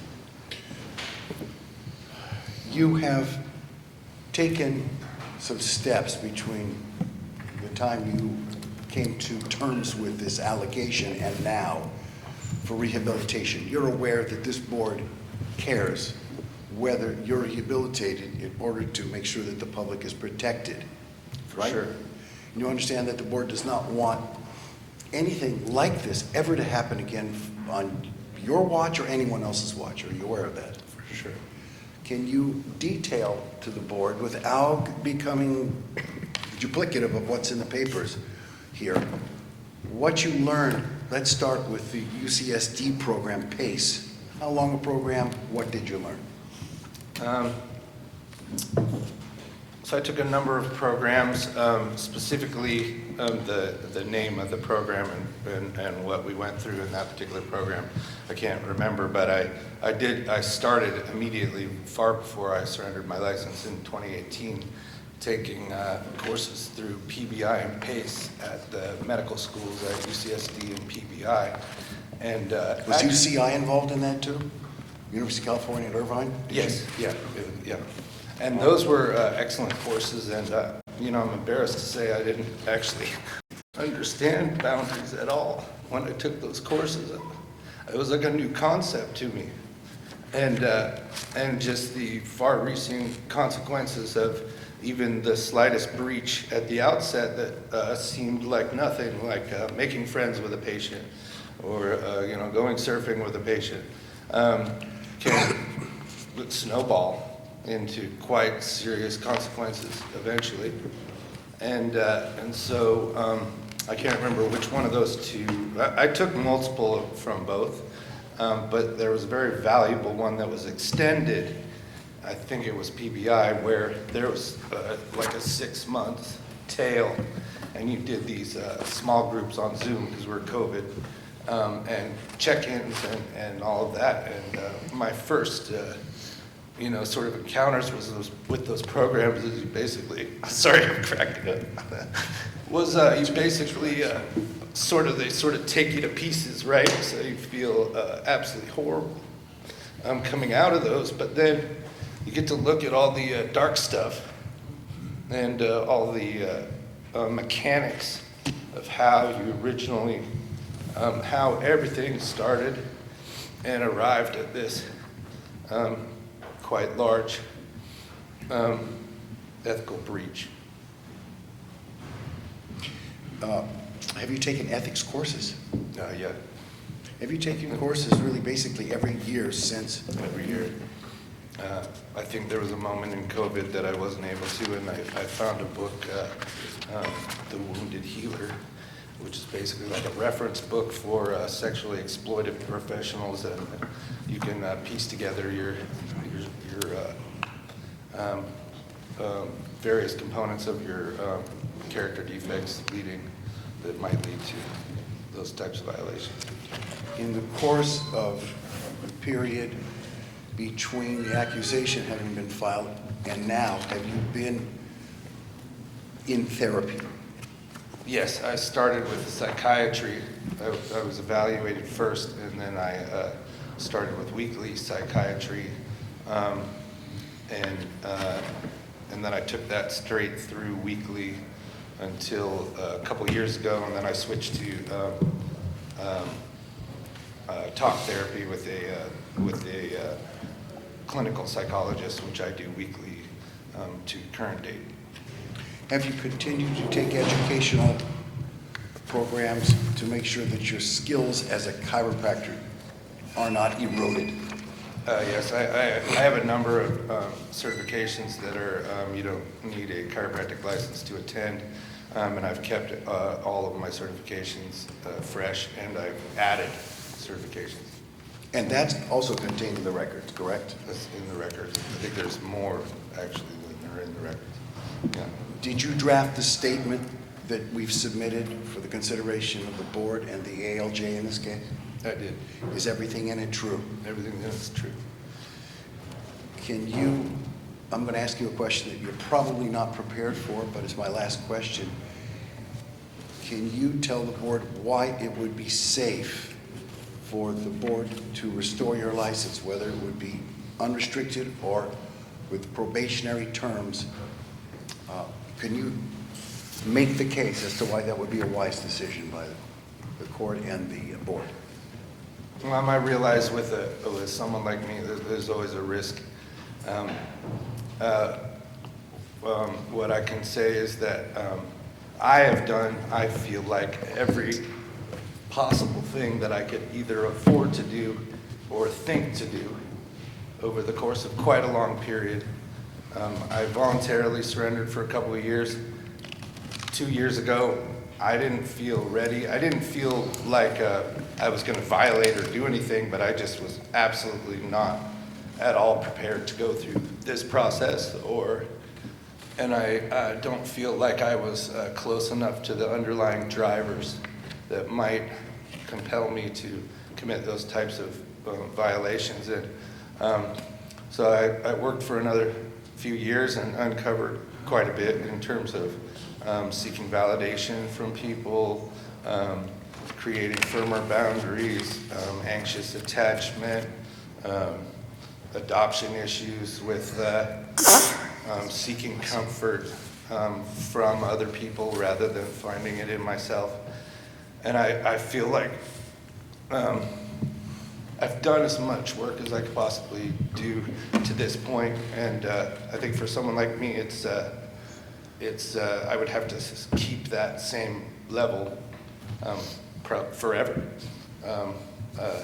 in order to be the best care provider I could be, dad I can be, business owner I could be. I have no further questions. Thank you. Mr. Liu? Thank you, Your Honor. Mr. Beal, what ended your inappropriate sexual relationships with patients and employees? All of the accusations, yeah. So the inappropriate sexual relationships with patient employees, that ended after you became aware of the investigation into your conduct? Yeah, it did. Did you ever apologize to any of the patients or employees you engaged in the inappropriate sexual relationships with? I did where it was appropriate. Could you elaborate on that? There is a legal situation, so I was advised not to call people involved in a legal investigation to apologize. I believe you mentioned that you own a gym currently, is that correct? That's correct. Have you had any sexual contact with any of the employees or patrons of your gym? No. I believe you also mentioned you're currently seeing a therapist? Yeah. And what exactly is that therapist for? Oh, that's for ongoing exploration into what my character defects and my behavior and trying to get to the bottom of childhood trauma and all multifactorial, and it changes week by week depending on what's going on. Is that therapist seeing you for sexual disorders or issues? No, I started with, in the psychiatry, we were talking mostly about sexual disorders and issues. With this therapist, we've moved on more toward the underlying drivers that create that type of behavior with me. And how often are you seeing this therapist? Every week, live, And that's currently as well? currently, this week. Should your license be reinstated, how do you plan on operating to ensure the inappropriate sexual relationships will not reoccur? Well, maintaining this structure that I've created over the past 4 years of peer accountability. The people that work at the gym have mostly worked there for a very long time and are completely aware of everything that happened and everything that I did. I moved myself far back. Organizationally, I moved myself far back away from day-to-day operations, and I practice as the owner, and my contact is mainly one general manager who then manages the rest of the staff. So I've taken a few steps away from active management of all the people. I simply maintaining therapy, staying up to date on reading, attending ethics and boundary seminars every year. The gym is an extremely open place. My office is right on the gym floor with windows on all sides. And that's mostly the plan.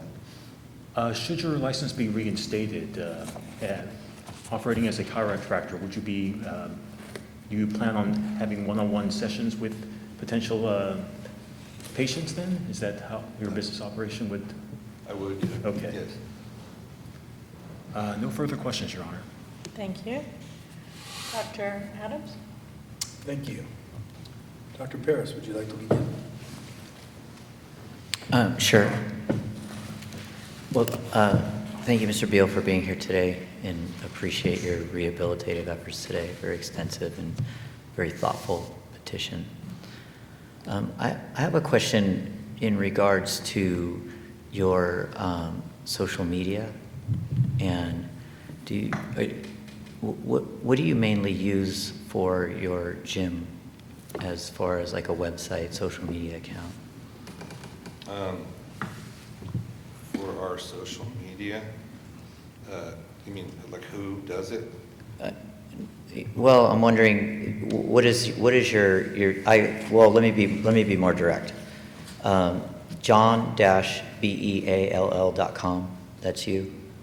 No. Do you own that website? No. You do not? No. And Not that I know of. because I'm looking at Dr. John Beal, chiropractor in Alameda, California, and paragraphs describing you as a chiropractor, led Rise Bodywork since 2010, with then links to a Weebly account, Weebly, which That could be old SEO stuff. We spend a lot of time sweeping the doctor out of everything. If you look at my website and our actual Insta and Facebook, and we retired my doctor emails. We killed anything doctor on the website.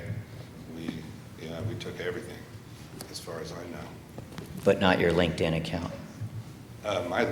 My personal LinkedIn account, I don't really go on it, but I've not heard anything about me being a doctor on LinkedIn. I use Rise.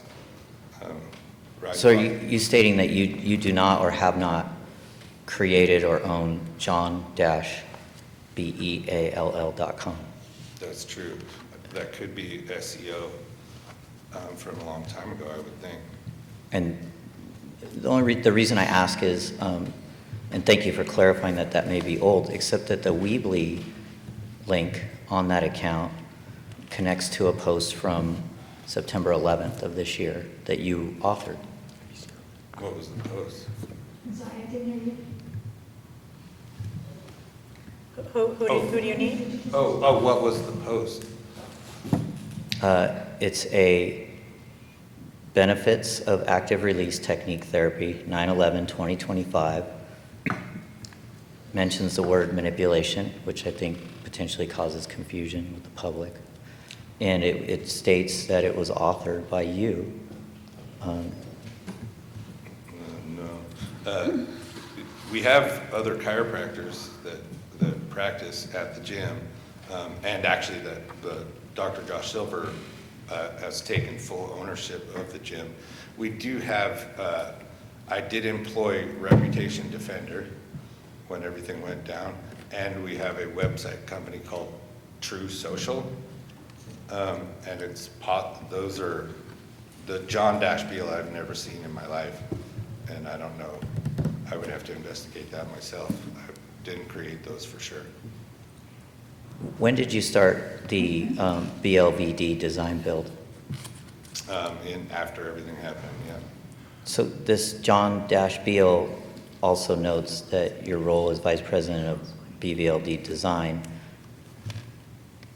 So is your testimony that you're not aware of these are not sites, and that the Weebly post, which specifically says author, Alameda, California business leader, Dr. John Beal, and is linked from the John Dash Beal site, you were not aware of those? Absolutely. You did not create those? Somebody is advertising for you and you're unaware of this? Yeah, I don't even know what Weebly is. I would never put myself as Dr. John Beal. I was very careful about that. I don't ever do that, ever. And actually, it sounds like it might be Reputation Defender, but they specifically know everything that happened. And they know that I'm not a doctor and that I'm not a chiropractor, but I can definitely, it's got to be either the... Well, they don't know. Right, yeah, yeah. Clearly, Yeah. Clearly they don't know. Okay, we can move on, thank you. And then I'd just like you to describe then your arrangement at your gym with the chiropractic, the licensed chiropractic staff there. My arrangement. Rise Body Works is your business? Right. Yeah. Well, yes, Rise Body Works is Chiropractic S Corp. That just prior to surrendering my license, I moved 100% of it to Dr. Josh Silver. And so he's actually the owner of Rise Body Works. Okay, and you're listed as part of the Rise Chiropractic ART staff? Right. I do some personal training and that type of thing, and then help manage the business. So, but as the chiropractic staff, that's what I'm interested in hearing is your participation there. I understand the arrangement of the business, thank you, but can you describe then your interaction and your participation in patient care there? I don't directly care for patients. Ancillary services only. Even being listed as chiropractic, Rise Chiropractic ART staff, you have massage and body work, Pilates, personal training, group training, and then you have one tab that's Rise Chiropractic ART, and you're saying that's incorrect. You actually are not participating in that. Where does it? I'm at risebodyworks.com. Oh yeah, yeah. So I work with the clinic staff. Yes. They refer people to me. I train them, personal train them. Okay. On the gym floor. Yeah. Thank you. And no further questions. Thank you. Mr. Sweet? Yeah, I just had a couple of questions. We talked a lot about the boundaries issues that you had with patients. One of the things that I noted in the prior accusation was false records or improper billing. Have you taken any steps to address that since the revocation in 2021? Yes, I took a documentation class, and then I also took several documentation classes. Yes. Where did you take them? How many, do you know? I took one from H.J. Ross, is it? It was several years ago, and then I've just taken one recently, and I forgot the name of the outfit. But I took one recently here in Southern California. Okay. All my other questions have been addressed, so thank you. Thank you, Mr. Sweet. Dr. Daniel? Hi, Mr. Beal. Thank you for coming today. Do you do ART? I do. Okay, so part Small of... little bits. What's that? small little bits like on someone that I'm training out Okay. out in the open. Do the other chiropractors refer their patients to you to specifically do ART? No, not directly, but they refer to me for training. Okay. So you might do some hands-on ART during a training session if appropriate, is Or that fair? stretching, yeah, stretching, all out in the gym. Okay. And the other chiropractor, if you were to get your license back, is there how many chiropractors are in your gym? 2 currently. 2? Yeah. And have either of them offered to mentor you, to watch over your documentation, as if you were to get your license back? Do you have that support system, or would you be more independent within that system? I have that, it's in the file. I have a couple of friends, a husband and wife, who are both chiropractors who don't work at my clinic, but are always at the gym, and they volunteered to be my peer support and to help the board with any sort of oversight. Okay. And then you had mentioned that you had removed yourself from kind of one-on-one contact or business dealings. And since chiropractic is, one-on-one generally, are you concerned about, if you were to get your license back, being in those situations again?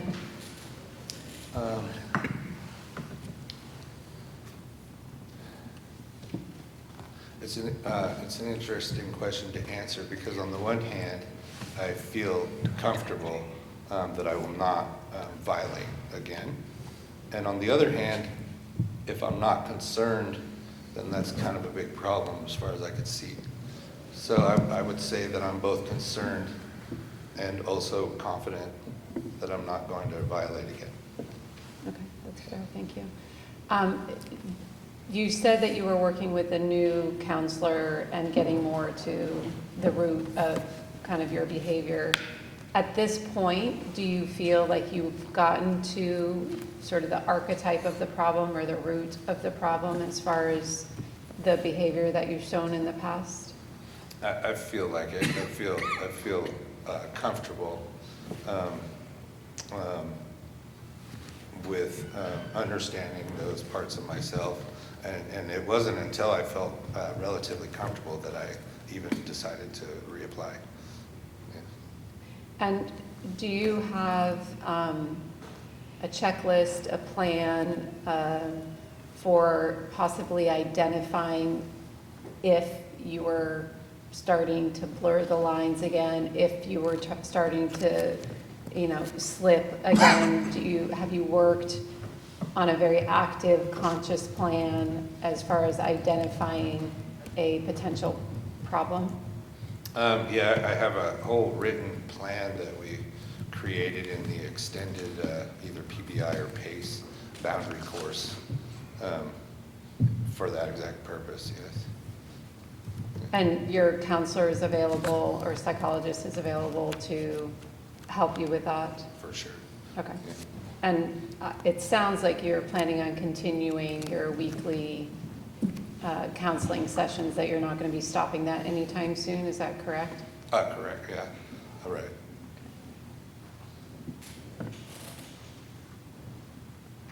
I think those are all my questions, thank you. Thank you, Dr. Daniels. First and foremost, I want to say I appreciate your candor, your honesty, and I know this has been difficult. I can sense that from you, and I know that you've, as I've reviewed your packet, I can see that you've done a lot of work. Is it safe to say, Mr. Beal, that there's still more to do? For sure. And that it's going to probably be a lifelong pursuit of peeling back these layers and getting to the depth? Is that fair to say? I think it's definitely fair to say. And you're committed to continuing your therapy? For sure. As well You as. see value in that? Oh, absolutely. That's the greatest thing I have going. Yeah. Are you doing any physiotherapy modalities that would be considered, ancillary to chiropractic care in your gym? If you count ART, soft tissue stuff.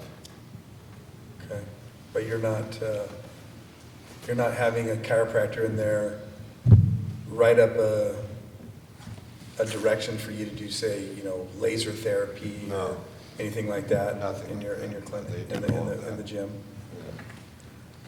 Do you have an agreement with this Dr. Silver, that if you are reinstated, that the ownership passes back to you, or is that? It's revocable, yes. Okay. If you were not reinstated, would that deter you from the course that you've started to work on yourself and to develop even further than you already have? Yeah, I feel like I do the same thing, whether I'm reinstated or not reinstated, for sure. And your business in the gym, does that provide for you, for your family, or is it a successful gym? It was before COVID. It's pretty tight these days, yeah. And But after everything. you're providing for your family. Yeah, with the construction kind of in combination. Yeah, I remember that. Yeah, I noticed that you're supplementing or augmenting your gym with the construction. Yeah. Are you a licensed contractor? BLVD is, yes. Yeah. Were you ever identified in your psychiatric or your therapeutic pursuits with having a sex addiction? No. Yeah, okay, that was never something you were diagnosed with? No. Would you consider yourself at that time that you were those areas? Was that a pretty strong proclivity that you had at the time? I definitely wondered about it, and I have been had addiction issues in the past, and therefore I thought, well, of course that's it. That was just I thought I had overcome so much, and I didn't have any other big things to overcome. So here we are, sex addiction. But as I sort of explored myself, it doesn't seem to be a surface type sex addiction. I've never had any problems with, I won't list what goes along with sex addiction. I have more of connection issues, anxious attachment. I look for validation through women. I have abandonment issues, and I feel like those are more my driver towards relationships with women and even relationships with people than the sex addiction. I'm just, because with the therapy, I'm sure that you've probably explored and addressed some of those. So For sure. I'm glad to hear that you're willing to continue to address and deal with those issues, as those can be pretty embedded and pretty deep and very scarifying. You talk about, childhood trauma, those types of things. Clearly, you're addressing those.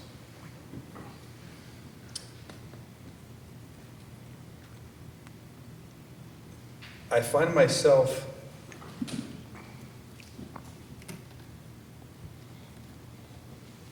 very impressed and yet at the same time concerned, because our deep concern here at the board is, as your counselor so aptly pointed out, is the concern about the public and the protection of the public.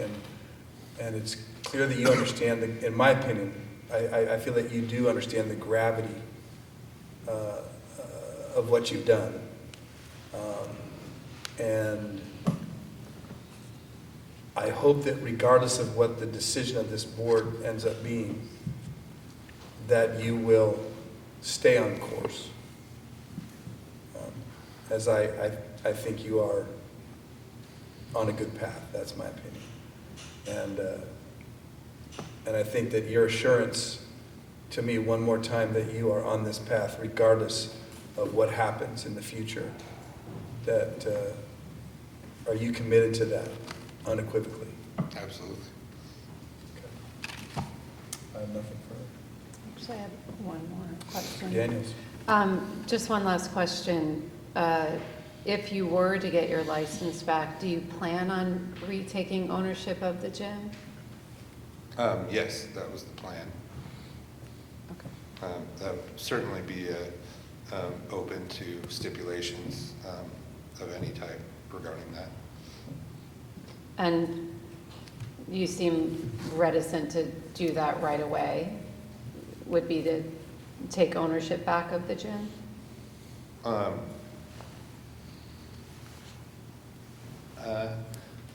guess I haven't considered that, or that being an important thing for me. I don't feel chomping at the bit to take back ownership of the gym. So would you be, if you were to get your license back, would you be okay as working for the gym and not owning the gym? If that's what the board felt like was more appropriate, yes, I'd be open. All right, no more questions, thank you. Anything else? I'd like to clarify one thing. Yes. if I may. Are there occasions when Dr. Silver and you see the same patient, same client, I guess, for you, patient for him? Like Same day? Oh, on the same day? There may have been, but not generally. There's no arrangement. People will book personal training with me just kind of whenever. There's no sort of formal, the people can book me for personal training whenever they want. There's no, like, Dr. Silver doesn't say, you're gonna go train that guy, if that makes sense. So he does his own, the same type of manual therapy and rehabilitation that you do? He does adjusting and deep tissue and ultrasound and stim and cupping, and I do training. So he's not apt to bill or code? I assume he bills insurance, I assume you Sometimes. take insurance, okay. It's not much of an insurance place, but yeah. So he's not apt to bill or code the typical exercise code, say the basic Therax 97110? Oh, no. He does not do that? No. And you don't do that for him? No. On visits, same day? That's your No. testimony? Oh, you mean like, yeah, I see what you're saying, like a chiropractic office, it's like you see this person, that person, and then the doctor builds for all those things. No. Yeah, and that you're doing the rehab side for him, that's what I'm asking. I want to be clear on that. No, they pay with cash for me to personal train online and just book themselves into my schedule and pay with cash. Okay. Yeah. Thank you. I'm going to circle back real quick on, you understand that, that most cases, when there's been sexual misconduct, that you will be required to have a chaperone for a time if there's probation and those types of things. You're prepared for that? Yes. To have somebody that's going to be with you? Yes. Observing? Yes. All right. Mr. Sweet, anything else? No. Dr. Pierce, circle back at all? Dr. Daniels? Okay. Turn it back to you, Your Honor. Thank you. Mr. Weinberg, do you wish to make a closing statement on behalf of your client? I had planned one that was going to rival Abraham Lincoln when I was driving here, but I really think that the board has gotten to the bottom of it, and I trust the board, and I rest. Mr. Liu? Your Honor, I don't know, did we address the issues of admitting the evidence? Oh, We got to yes, that. thank you very much. Thank you for the reminder. There is an exhibit. Mr. Liu, do you want to introduce it? Yes, sure. I'd like to mark the for identification and offered evidence as Exhibit 1, the petition packet for this case. It's my understanding the board members and the petitioner have been provided a copy of the same set of documents as the exhibit. It includes a copy of the notice of today's hearing and the declaration of service. Number 2, Mr. Beal's application for reinstatement of his surrendered license and the attachments prepared and submitted by Mr. Beal in support of his application to the board. Number 3 is a log of the continuing education prepared by board staff. Number 4 is a certificate of Mr. Beal's license history. And number 5 is certified copies of Mr. Beal's prior disciplinary documents on file with the board. Is this a single exhibit, though? Yes, sure. It is, all right. And is there an objection, Mr. Weinberg, to having this admitted? None. All right, then, And I appreciate the court reminding us. It was Mr. Liu who reminded. Oh, sorry. Mr. Liu, I thank him. The documents collectively marked 1 for identification as described by Mr. Liu are admitted. All right, with that, well, the hearing is adjourned. Ms. Sanchez, any spellings or anything you're missing? All right, and let me ask about the time in your records.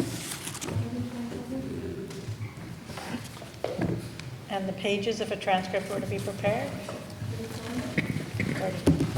Thank you, everybody. The hearing portion of this meeting is adjourned. Thank you, thank you. Thank Thank you you, much. students. Thank you. We appreciate your time and your decorum. You guys were wonderful. Go forth and serve and have a great day.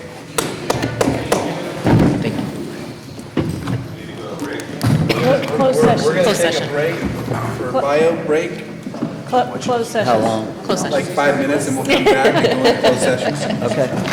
Is that okay, Chris? Will we take a 5-minute bio break and then back to closed session? Are we off? We're off.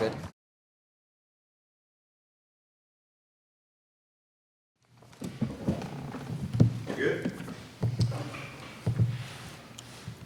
Okay, welcome back. We are back in session. And we will turn the time over to Mr. Sweet to take the roll. All right. Dr. Adams, Present. Dr. Daniels, Present. Dr. Paris, Present. Raphael Sweet is present. We have a quorum? We have a quorum. Okay. So we are now on agenda item 5.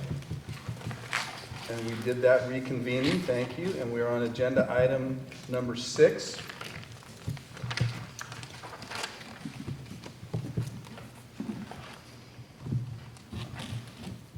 So we are ready for public comment on any agenda items that are not, public comment for items not on the agenda. So the public may address the board at this time, and it's up to you to identify yourselves voluntarily if you'd like, but your name will be recorded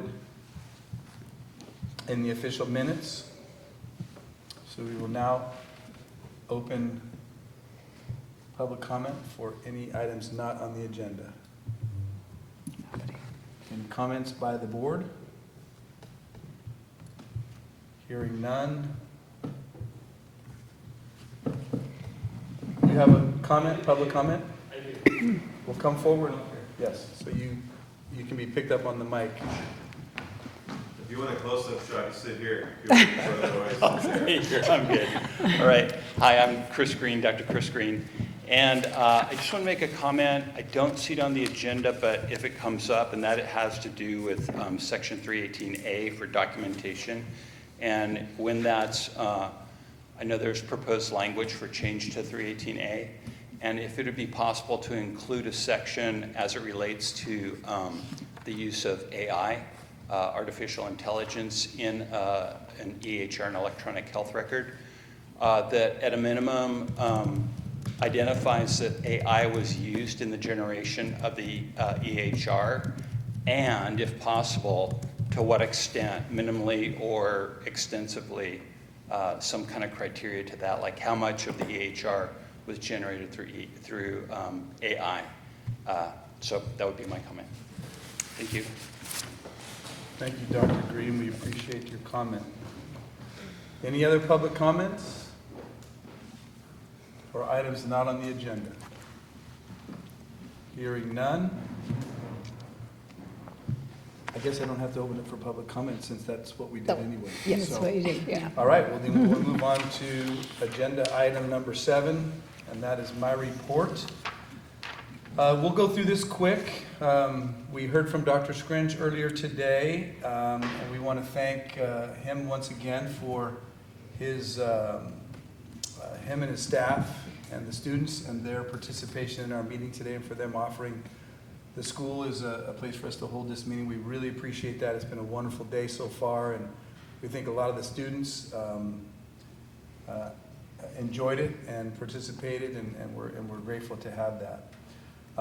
Real quick, just an update that our executive officer, Kristen Walker, and I attended the Cal Cairo event at Disneyland this last August 28th and 29th.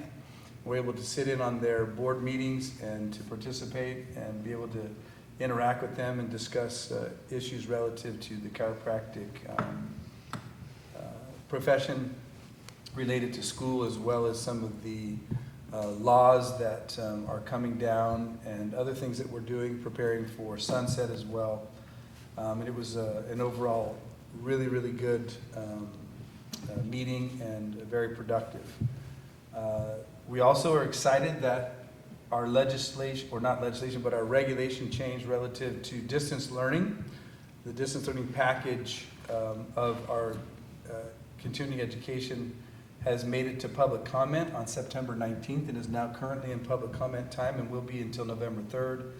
So assuming there's no adverse comments on November 3rd, and then shortly after that, if we have to address anything, that package should be off, I think, back to the administrative law, which will hopefully then will make it law for distance learning, which we're happy to have, and probably a soft start either by December, mid-December, or for sure, hopefully by January 1st would be reasonable. Also, we're in deep preparations for the upcoming Sunset 2026, and the preparation is ongoing, and I've been meeting with our executive officer weekly and discussing that, and we have some other issues coming up, which will be in a short November board meeting where we'll finalize some things in preparation for that process. And then just continuing our goal for seeking opportunities to work with the legislature to strengthen our consumer protection and our mission during the sunset review process.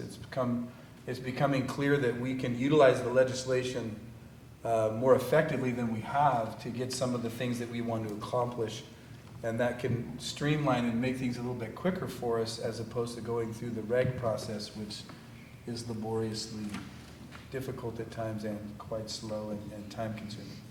So with that, and I think Dr. Parrish, you're going to touch later on the visit to Omaha to FCLB, so I will not steal your time there. So with that, I will open it up to the board for any questions or discussion about anything that I've reported on. Hearing none, is there any comments from the public on agenda item 7? All right, then we will move to agenda item 8, since there's no motion or anything we have to take care of there. So update on the September 26, 27, here we go. Agenda item 8, we'll turn that time to Dr. Parrish to bring us up to speed on the FCLB meeting in Omaha. Thank you, Chair Adams. So Dr. Adams and I attended the Districts 1 and 4 regional meetings for FCLB, September 26th and 27th in Omaha, Nebraska. Omaha was surprisingly beautiful and just a really great area. Just briefly on FCLB for the public, it's really one of the groups that we're very closely aligned in that we share the mission of public protection. And this meeting really serves in bringing the regulatory leadership nationally together across the chiropractic profession. There's a tremendous information exchange that goes on at this meeting and also at their annual conference, which I'll touch on later briefly. We do a combined meeting with District 1, and we are in District 4, which Dr. Adams is our delegate, and I serve outside of my board role. I serve as a director for District 4. And that basically encompasses the western half of the United States between those two districts. it includes some international members, Australia, New Zealand, et cetera. And FCLB serves a service role for the chiropractic profession, reducing workloads, centralizing information, and creating opportunities for network and regulatory education. They run services for boards including PACE and SINBAD, which is the Chiropractic Information Network Board Action Database. And at this particular meeting, we get updates on all of their services that our board utilizes and participates in. And there's also really robust roundtable discussions on numerous topics around regulation, disciplinary topics, board operations, et cetera. And I believe in the packet is the agenda, so if you want to detail some of those roundtable topics, there's an agenda in the packet to look at. So we received updates from CCE, EBAS, and NBCE, and then updates on all of the programs like PACE and the Recognized Chiropractic Specialty Program, et cetera. Probably the bigger update for this board is that it is public now that NBCE and FCLB are exploring combining into one organization, one group, one board. And and again, it's in the early stage exploration, but they've agreed to move forward with looking at the prospect of having one group. So that was kind of the big announcement to come out of this meeting. And I'll take any questions from the board or staff. Hearing none? I do have one quick question. What is Yeah. your opinion on the combination of FCLB and NBCE? Do you like the synergy that it could create? My personal opinion, yes. I think there's lots of reasons for it to be a combined organization with separate pieces, and I think there's many efficiencies that come out of combining those two. So, yeah, looking forward to seeing, moving forward and seeing how the specifics of that plays out. Thank you. And thank you. That's all I have. Any other comments? Okay, hearing none. Any public comment on agenda item 8? Okay, moving on to agenda item 9, Department of Consumer Affairs report. We'll refer that to Ms. Walker to give us an update. That's right. Thank you. So I'm going to deliver an update on behalf of the Department of Consumer Affairs, beginning with the governor's reorganization plan. In January, Governor Newsom released his proposed 25-26 state budget, which included a proposal to split DCA's oversight agency, the Business, Consumer Services, and Housing Agency, into 2 state agencies, the California Housing and Homelessness Agency and the Business and Consumer Services Agency. After public hearings and review by the Little Hoover Commission and the legislature, DCA is pleased to share that the governor's reorganization plan was enacted on July 5th. Again, the new Business and Consumer Services Agency will be responsible for consumer affairs, licensing, and enforcement, and the Department of Consumer Affairs would be among 8 departments in this new agency. The 2 new agencies will officially become operative on July 1 of 2026, and then DCA continues to participate in multiple agency work groups on the logistics required to transition to the new agency, and they will keep the board and bureau leadership apprised throughout the months ahead. There's also an update from DCA on the annual report. The DCA annual report is one of the department's biggest projects. Staff work on this project throughout the year, gathering information and statistical data in order to compile a comprehensive report about the department's actions to submit to the legislature. On behalf of the director, thank you, board staff, for efforts and contributions. Published to the DCA website this summer, the annual report has a wealth of information and memorializes all the great work done by so many throughout the department. DCA encourages board members to take the time to review it and use it as a resource.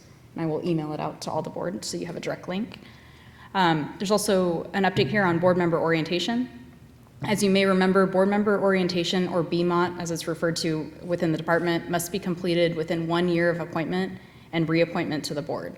The next session will be held on October 22nd. Board members can register for BMOT using DCA's Learning Management System, or LMS, And then please reach out to Board and Bureau Relations with any questions or assistance. The 2026 BMOT dates will be announced next month. There's also an announcement here on some new additions to the DCA executive team, DCA and myself included as well. Very excited to announce that the governor recently appointed leaders to DCA's Board and Bureau Relations team. Lucy Saldivar is serving as the Board and Bureau Relations new deputy director, and she will join the department on October 20th. Lucy has served as chief of staff in the office of Assemblymember Lisa Calderon since 2022 and legislative director from 2021 to 2022. She held multiple roles in the office of Assemblymember Irwin from 2017 to 2021, including a legislative assistant and a Jesse M. Unruh Assembly Fellow. Saldivar is a member of Hope Leadership Institute and the California Latino Capital Association Foundation. So we look forward to her joining the department, and then I'm sure you'll see her presence at a future meeting to introduce herself to you as well. Another announcement out of Board and Bureau Relations is that Shelley Jones began serving as the new Assistant Deputy Director of Board and Bureau Relations on September 25th. Shelley brings 29 years of experience working with the boards and gubernatorial appointees. She's been with the department since 2015, serving in several capacities with Board and Bureau Relations as well as DCA's solid and organizational improvement offices. Prior to joining DCA, she served in multiple roles at the Juvenile Parole Board of the California Department of Corrections. We are very excited to have this new Board and Bureau Relations team in place to serve and assist the boards and bureaus.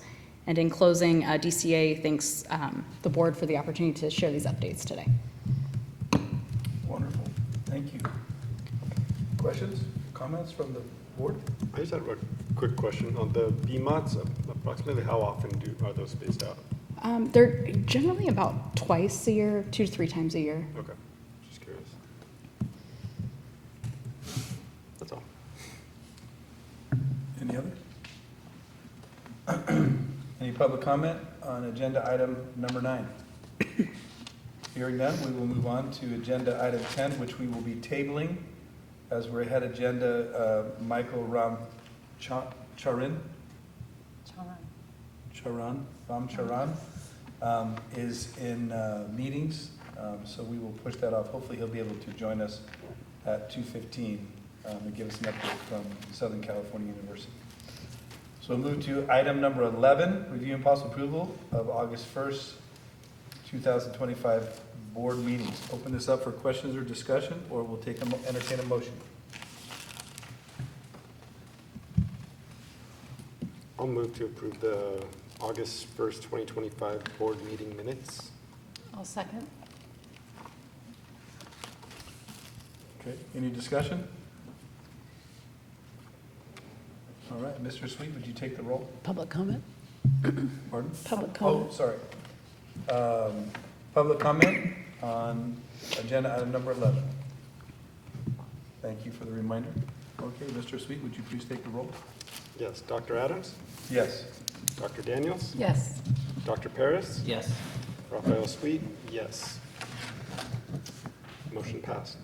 Thank you. Okay. Then let's move to agenda item number 12.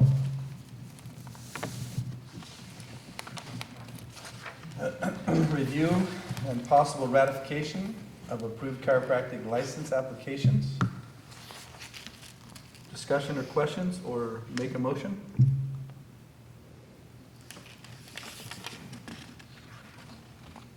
I'll make a motion to approve the ratification of the Doctor of Chiropractic licenses. I'll second. Any other discussion? Any public comment on agenda item 12? Mr. Sweet, would you call the roll? Yes. Dr. Adams? Yes. Dr. Daniels? Yes. Dr. Paris? Yes. Raphael Sweet? Yes. The motion passes. Thank you. And agenda item 13, review and possible approval of new continuing education provider applications. Questions or comments from the board? Motion to approve? I second. Is there any public comment on agenda item 13? Hearing none, Mr. Sweet, would you call the roll? Yes. Dr. Adams? Yes. Dr. Daniels? Yes. Dr. Paris? Yes. Raphael Sweet, yes. Motion passes. Okay. Agenda item 14, we'll turn the time to Ms. Walker for her executive officer's report and updates. Sure, thank you. I'm going to start with a brief update on what staff's really been focusing on since our last meeting on August 1st has been wrapping up a lot of the effort that goes into the latest DCA annual report that covers our fiscal year ending on June 30th. So we've put together our statistics for licensing and enforcement. We've also put together some highlights for the board for inclusion in that report.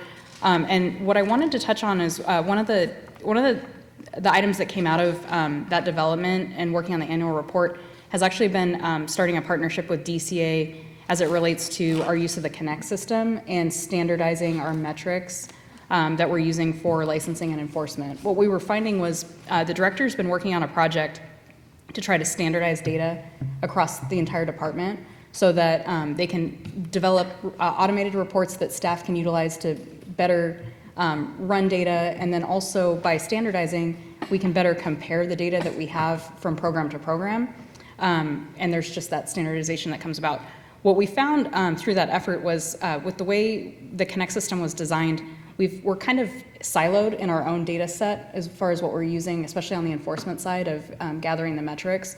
So as the DCA team gets through completing the annual report, they do have we've been in discussions of starting a project where they can help kind of guide us into more standardized data that we can use in our Connect system and then roll out so that we have a little bit better metrics and reporting and more on-demand reporting as we go into the future. So that was one of the key items on the annual report I wanted to make sure to touch on. We've been doing a lot on the IT side and getting projects moving again when it comes to not only Connect, but then our website redesign. So with the Connect system, we had initially been planning to do that, we call it the version 4 conversion, but basically upgrading to the latest version of the Connect software. The advantage of doing that is it has a lot more features out of the box that we can use. So rather than having to go through and pay the contractor to build something for us, they've got more functionality that we can just go in and through our IT team have them actually update applications, change formatting around without us having to utilize those funds through the vendor. We can use our existing DCA resources. So that project was initially slated for, I want to say it was about a year ago that they were going to work on it, and then there was limits in vendor resources, so it got put on hold. They are bringing that project back forth again. So right now, DCA's Office of Information Services is completing the documentation of our existing workflow and data mapping everything we have in the current version of Connect so they can help us prepare for that upgrade to the new version of the platform. The initial estimate that's coming out now for this, this refreshed upgrade effort is about a 6-month commitment. So we're kind of looking at spring 2026 to get it done. For implementation? For implementation. So we're looking at a six-month kind of build and testing phase, and then ideally rolling it out in the spring. We do remain kind of the guinea pig with this effort. There's other programs as well that are on the older version of the software, but they've identified us as being the ones that they're going to test it on just because we're a bit of a smaller program, but we're also willing and really seeking to get to that, that new version with more out-of-the-box functionality. Where that leaves us now is with continuing education development. We're doing an assessment to find out if it's going to be more advantageous for us to try to build it in the current version of the software and then upgrade, or if we're going to instead wait for that upgrade and then roll it out there. So we're just measuring the difference of what they have out of the box for continuing education in the new version of the system before we make that decision. We should know something probably definitely by the end of this calendar year on which direction we plan to go. But we've been behind the scenes doing quite a bit of work there on getting things moving again with the Connect project. We also have a new project set up. It's been one of the board's strategic plan objectives to redesign the website and update all of our content. We officially have the project now in place to do that. So what we're gonna be doing it still in phases where we've identified the obsolete information that's already on the website. So we're gonna be working with each of the committees to look at their content and help us work on that. And then we'll likely go through the Government and Public Affairs Committee on the the look and the branding, because we're also going to have to make decisions as far as how we visually want it to look, what kind of color schemes we want to use, and things to that effect. So we'll run those recommendations through Government Public Affairs and up to the board. So we do have movement on that as well. Anticipated completion date for that website redesign is also in March of next year. So, any questions on IT before I move on to a different topic? No? Okay. Dr. Adams briefly mentioned it during his chair's report, but staff is looking to have we're seeking to have a WebEx meeting in November, likely only going to need about an hour to an hour and a half of the board's time. The purpose of that meeting is going to be to do a few things in preparation for sunset. One, of course, is to review the final draft of the report, and then we'd be seeking a motion from the board to basically approve the report, but then delegate some additional authority to the chair and vice chair to make any additional edits as may be needed. The second item that we would put on that agenda is the elections. So we'll talk about this a little bit when we get into the nomination phase, but although we typically do them at the January meeting of every year, it would be difficult for us to go into sunset if we don't officially know who is going to be in the board officer positions going into that report. So we'd like to hold that meeting through WebEx and just conduct the election in November with an effective date of January, so that way we know what 2026 is going to look like a little bit in advance. And then the third item that we would include on that agenda, actually there'd be four. So if we can get text done on the disciplinary guidelines, we'd be presenting that to the board. But then the fourth item would be, we have the open distance learning regulation package. We've yet to receive any adverse comments, but if we do receive an adverse comment, we'd utilize that time for the board to review the comment, formally respond, and then make a motion so that we can continue moving that package forward. We're tentatively looking at, I believe it's Friday, November 7th, but I will send an email out to the board so you can check your calendars and see if that date will work. But we do need to get something on the calendar in November to wrap up the sunset report process. A few other items to touch on. I did want to update the board. On August 25th, the Senate Business, Professions, and Economic Development Committee held an informational hearing about animal chiropractic. Well, actually, it was on the role of human healthcare practitioners in animal care, so it included animal chiropractic and animal physical therapy. It was an informational hearing, and it included presentations from a number of different programs, the Nevada Board for Veterinary Medical Examiners, the Kentucky Board of Veterinary Examiners, UC Davis School of Veterinary Medicine, and then the American Veterinary Chiropractic Association and the Canine Rehabilitation Institute. It also included some brief testimony from the executive officers of this board, the Veterinary Medical Board, and the Physical Therapy Board, primarily geared around what we currently do in our existing structure when it comes to licensure and regulation. They didn't get too much into the policy aspects of the proposals, the bills that are pending, and anything to that effect wasn't part of the discussion. It was more just understanding what the boards currently do and what kind of capabilities they would have when it comes to enforcement. Along with the executive officer of the Veterinary Medical Board and the Physical Therapy Board, all appeared. We shared kind of our openness to collaboration and kind of presented it as a team. It was pretty well received, the way that we conducted that. And then we will, as we head towards the end of the year, we will follow up with our stakeholders when it comes to the animal chiropractic bill and kind of see where we're at with that. But wanted to update the board a bit on that hearing that we did. Dr. Adams touched on some of the outreach that we've been doing. At the last board meeting, I announced the fact that Susan Glover Smith was being promoted to an enforcement analyst in our investigations section. She went into that position effective August 11th of 2025. She previously held the position of enforcement technician at BCE, and she's really hit the ground running when it comes to getting in there and doing desk investigations, so we're very impressed and happy to have her in that new role. We also had announced at that meeting as well that we had hired Rashida Brooks. She's doing a great job as well. That leaves us with 2 vacancies that we're still working to recruit. We have the enforcement technician that Ms. Glover Smith just vacated, and then still the lead administrative and policy analyst position. But for the most part, on the staffing side, almost a full office, but now we've got a significant amount of employees that are still in training. So as we kind of kind of get into the early part of next year, we'll have a pretty robust staffing in place, not only physically in the office, but then also trained up. I also want to touch a bit on the proposed regulations.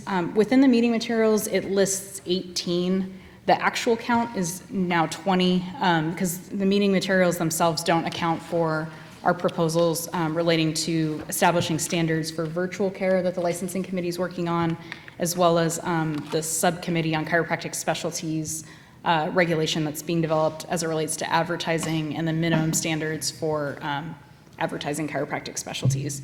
So that number's 20. We did a little bit of combination when it comes to what was pending. So we've now got the proposal to clean up the initial licensure process has been combined with the chiropractic program regulations because we found there's one provision in there that overlapped where they cross-referenced each other. So we're combining them together. We don't anticipate that affecting the regulation one way or another because one was simply a cleanup, and then the program regulations have been pretty well received from all the programs that we've spoken to. So we don't anticipate anything different as far as timelines by doing that, but just trying to explain the math there a little bit on how we got down to 18. Oh, and I also formally took off the list the longstanding proposal around the appeal process for continuing education courses.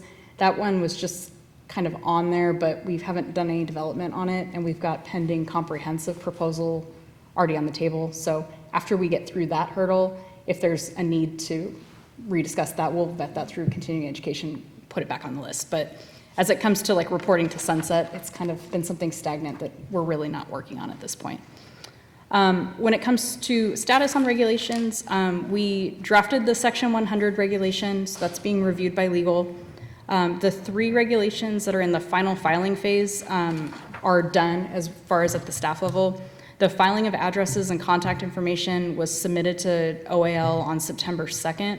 We had some brief correspondence with the OAL attorney in mid-September.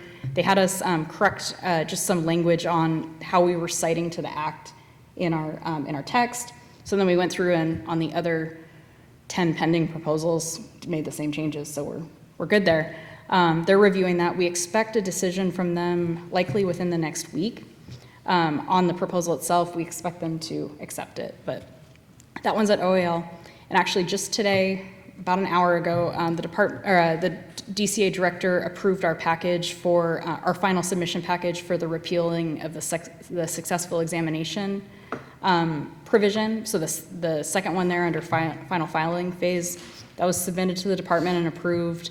And the department staff put together our final submission. So that, if it doesn't go to OAL today, it will be by tomorrow. And then the appeal process for contested citations and compliance with the fines, that package is also done and it's pending the director's review. She just got it this week, so we anticipate getting that approval likely by next week. She's been very quick with turnaround times there. Dr. Adams mentioned we're in the initial filing phase for the distance learning CE package. That runs through November 3rd. Like I said, we've received a handful of comments on the proposal, all in support, so no adverse comments as of today. And then within the production phase, we're trying to wrap up that continuing education comprehensive proposal and get that one off to OAL for the initial notice period.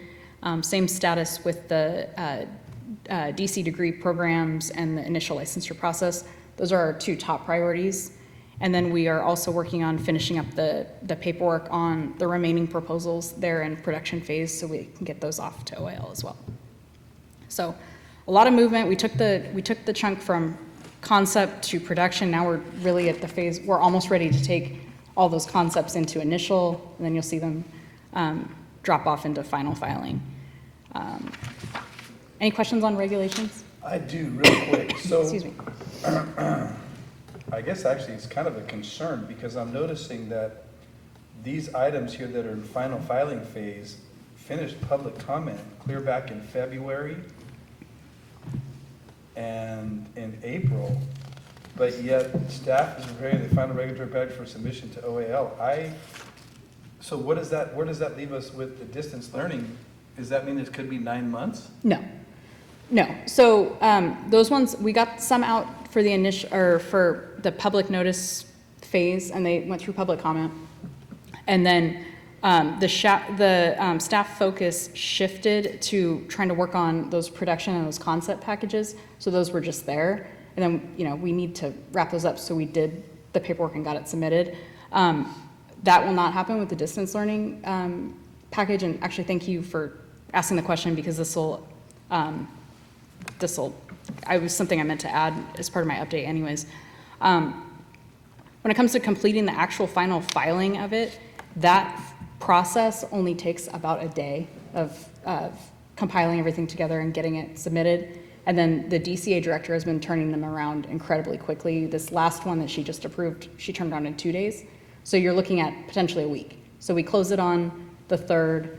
We've already got the final documents that we have to file in draft so that we can just finalize them.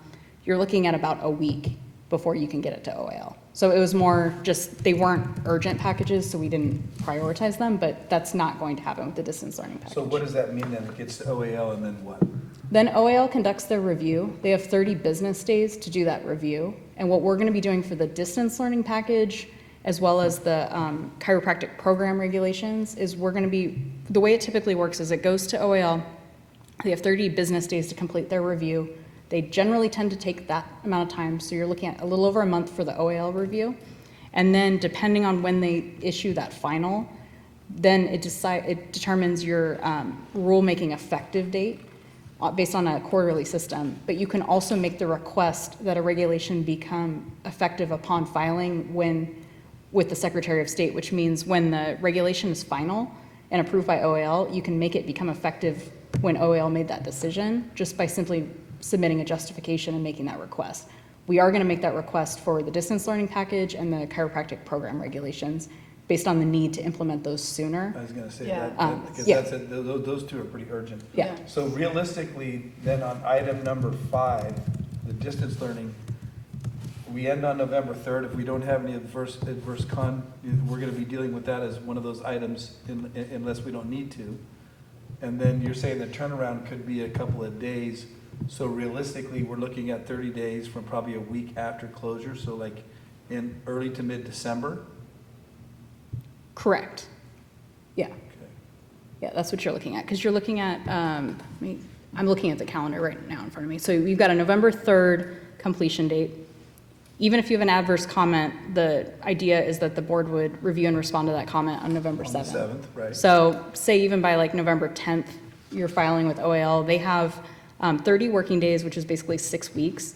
So they would have until the 3rd week of December, so you're looking around December 19th. So taking all that into consideration, you're looking at very end of December for an effective date for that regulation. Okay, so OAL, if you're listening, stay on track. Please. And then real quick on the licensing package that we did for the schools that came The out of curriculum. licensing, yeah, What's the realistic? 7, yeah. When will that go to public comment, you think? December. I'd say December. Going to public comment in December, and then we're gonna want to take a similar path, because it's gonna have the same amount of attention on it that we're giving to distance learning. Yeah. So get it out to public comment, you do 45 days, figure out, when the next board meeting, if you've got any comments you have to respond to, and then turning it around into OAL. We're gonna be doing that on all the subsequent packages. And then possibly doing like one of the short meetings again via Zoom and. Potentially, yeah, and if it doesn't fall within, like, when we set our quarterly meetings, that one likely, if it doesn't fall within, say the next board meeting isn't for 45 days, we can just do a 1-hour WebEx and get everybody on a call to just go through those responses. We don't have to wait so long. Excellent. I mean, because if we don't get the curriculum package out by December, it really pushes it out like another 6 months before of any hope of having it be a regulation. Yeah, and that's the intent behind getting it out by the end of the year, so that we can do the 45 days and get it adopted and Is finalized that by the spring. realistic with what we have coming up with Sunset? It is, because when it comes to the way the workload is, there's a lot there's a significant amount of work going into Sunset, then you get almost brief gap of breathing room before you do the hearing, and that's where a lot of that fits in, is right there. Excellent. I have nothing else. Anybody? Okay. Let's see. That's about all I was intending to share as part of my report. I'm happy to ask or answer any kind of general questions, board operations, anything within my Any general purview. questions for Ms. Walker? Okay. Excellent report. I'm excited. We're moving forward. It's exciting. Just so you know, the lone student out there, this is unprecedented. So you can tell all your classmates that things are happening at the board. It's exciting. Okay, public comment on agenda item 15. Okay, thank you. We'll move to agenda item 16, review and discussion and possible action on comment period regarding Council on Chiropractic Education, CCE proposed revisions to section 1 and 2.J of the CCE accreditation standards for chiropractic programs. Ms. Walker? Would you like to, 15? Yeah, On legislation? Did I skip 15? Yeah, we did. The executive officer was 14. Yeah. My bad. Let's rewind. Legislation. Agenda item 15, legislative bills. Ms. Walker. Okay, thank you. So there's 7 bills in total on the agenda. The board has seen all of them, so I won't go into great detail on every single bill. Just some updates there. AB 260 was signed by the governor. That's the bill that relates to, it does a number of things, but for our purposes, it prohibits a healing arts board from suspending or revoking a license, otherwise taking disciplinary action or denying a license based on conduct that relating to sexual and reproductive care that would be lawful in California. As far as implementation of that bill, it's very simple for our board because we don't take disciplinary action based on something that would have been lawful had they done it in this state anyways. So we already had that landscape in effect. This bill just makes it on a very specific topic. This bill was signed into law by the governor on September 26th with an urgency statute, so it took effect immediately. So it's now already in effect. But just an update there. We've got AB 489 Bonta as it relates to the use of deceptive terms or letters in artificial intelligence. That bill was passed by the legislature, and it's currently pending the governor's signature or veto on the bill. As far as the implementation, it's going to be a monitoring type activity where our enforcement program is going to at least attempt to monitor the use of AI and Gen AI technology within the chiropractic profession and identify any potential violations of the specific provisions of this bill. We'll certainly kind of see what that ends up looking like in effect, and we'll report back through the enforcement committee and the board. Does that kind of speak to Dr. Green's concern that he brought up about AI, or is that just on the use of generative AI, period? It's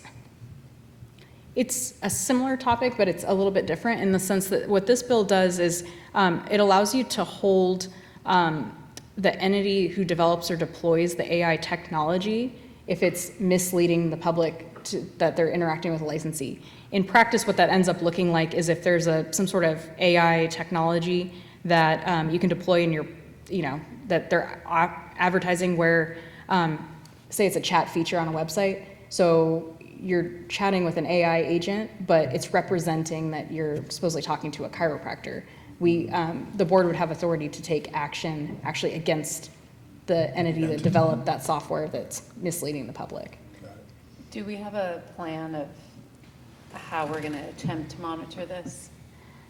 Initially, it's identifying what's existing and out there, what the major platforms are, and then just trying to kind of see what we can gather on that. And then it's also going to be getting, whether it's complaints from the public, if they have concerns about what they're seeing in there. And then we're going to have to work with some of our partners, whether it's continuing education programs, probably talk to some of the other states to see just general observations, what's out there and what's happening, and what we need to do to address it. Well, the cat is definitely out of the bag as it comes to AI and the EMR systems, because I attended a couple of different seminars in the last 6 weeks. And, I mean, there's lots of programs and they're adopting it fast. So it's something that we're gonna have to definitely get on the agenda and address because it's here already. And part of that too is really getting staff or even volunteer board members into like looking at the advertisements themselves of what they're trying to sell to providers, or sometimes, you know, you'll see they're doing an open, 1 hour kind of WebEx meeting on what they have to offer. So it's like, tune in and hear the sales presentation. What are they trying to sell? What are they showing in the marketing materials as kind of your initial kind of step or tip to see if you can identify Well, I know stuff. Dr. Adams and I both have volunteered to help in any way as far as recognizing those issues. So I really think it's just feeding it to us and whoever else may be interested. So far, right now, what I'm seeing a lot of is just the generation of notes, documentation wise. It's not having an AI agent or anything like that diagnose or interact with the patient. If the doctor's still interacting with the patient, it's more the note taking. So rather than them having to type, it's more like on the fly, but it's moving in a direction where you can see where they might take it to the next level, and that is somebody speaks into something and then they take that information and then create some sort of treatment plan, and you can see where it can go real quick, one direction. And that feeds into the work that the licensing committee is already doing around AI is from the perspective of the licensee's use. This bill is tailored a little bit in a different direction. It's more towards the outward facing, the way consumers are interacting with AI, and if there's something misleading in there. Obviously, we have all the laws that we need to hold our licensees accountable for their conduct, but this takes it a little bit further if it's something where our licensee isn't involved, but there's some sort of software platform out there that's, representing themselves as a chiropractor or some sort of, like a medical doctor, the medical board can go after them, things to that effect. I think one of the other things to think about is that we talk about HIPAA. If it's going into an AI, is it insulated? Is it within the practice? Or is that AI generative taking information and coalescing that with other, so that becomes a whole another aspect of it. Because if it's insular, that's one thing within the practice. But if it's being utilized by the generative AI in general, like right now, a lot of stuff is out there and it's being drawn in, if they're taking that information, so it definitely has many layers. Definitely, yeah. And the department looked at that even on the staff side when it came to deploying AI technology within our work. It was the same thing. We had to have those same privacy safeguards in place so that, the data that we're feeding in that in our day-to-day work isn't, going out where it shouldn't be. We have AB 742, which would require the DCA boards to expedite applications for applicants seeking licensure who are descendants of American slaves once a process to certify them has been implemented. This bill is currently pending the governor's signature. On the board side, it's very simple for us to implement when they go through all those steps to certify and then expedite. Prior versions of the bill used to talk about prioritizing, which would have been problematic for us, because what does that mean? Expedite, it's very easy. We already have 4 other qualifying factors that we expedite applications for. We also don't have backlogs. So if somebody wants to be expedited but doesn't provide documentation, they're in it's kind of the same platform there. So we've got we have SB 470. Which has to do with the Bagley-Keene Open Meeting Act and teleconferencing. This bill was recently signed by the governor, becomes effective January 1st, 2026. But what this really does is just continue the alternative meeting provisions that we currently have in place and extending them out through January 1 of 2030. What these provisions do, there's a few of them within the bill that we haven't been utilizing, but what it does is allow like our committees to continue meeting by teleconference with a primary meeting space within DCA, but then all of our members can log in remotely without having to be at notice public locations with notices posted and everything to that effect. So that will continue through the end of 2029 through this bill. We've got SB 641 Ashby, which is, relates to issuing waivers and exemptions for DCA boards and the Department of Real Estate. This bill is currently pending the governor's signature, but it was amended since the last time the board discussed the bill. So what this bill originally would have granted authority to the boards to waive certain licensure requirements for licensees and applicants who reside in or whose primary place of business is in a location damaged by a natural disaster that's been either proclaimed by the governor or declared by the president. When the bill was amended, it now includes a provision that requires a board, when seeking to do that, to first notify the DCA director in writing of any waiver that's been approved by the board, and then it prohibits the waiver from taking effect for a period of 5 business days after the director receives the board's notification of basically intent to implement a waiver. It also authorizes the director to approve or disapprove a waiver, and then within 5 days. So what it would have been was the board had its own authority. Now you have to go, you develop the proposed waiver. It has to go through a DCA director review. The director can either approve it, disapprove it, or not act on it. And if the director either approves or doesn't act, it would go into effect 5 business days after the director receives a notification. But the director essentially could veto a waiver request from a board. So that's a pretty significant update from the last time the board looked at this bill. One thing that I wanted to note on this bill as far as implementation is recommendation that we, it is still pending the governor, assuming that it's going to be signed. We bring this to the Government Public Affairs Committee for the committee to update the board member administrative guidelines to basically include a section on how to handle, when you would call a meeting to discuss a waiver and an exemption, and formally putting those procedures in place so we have them documented.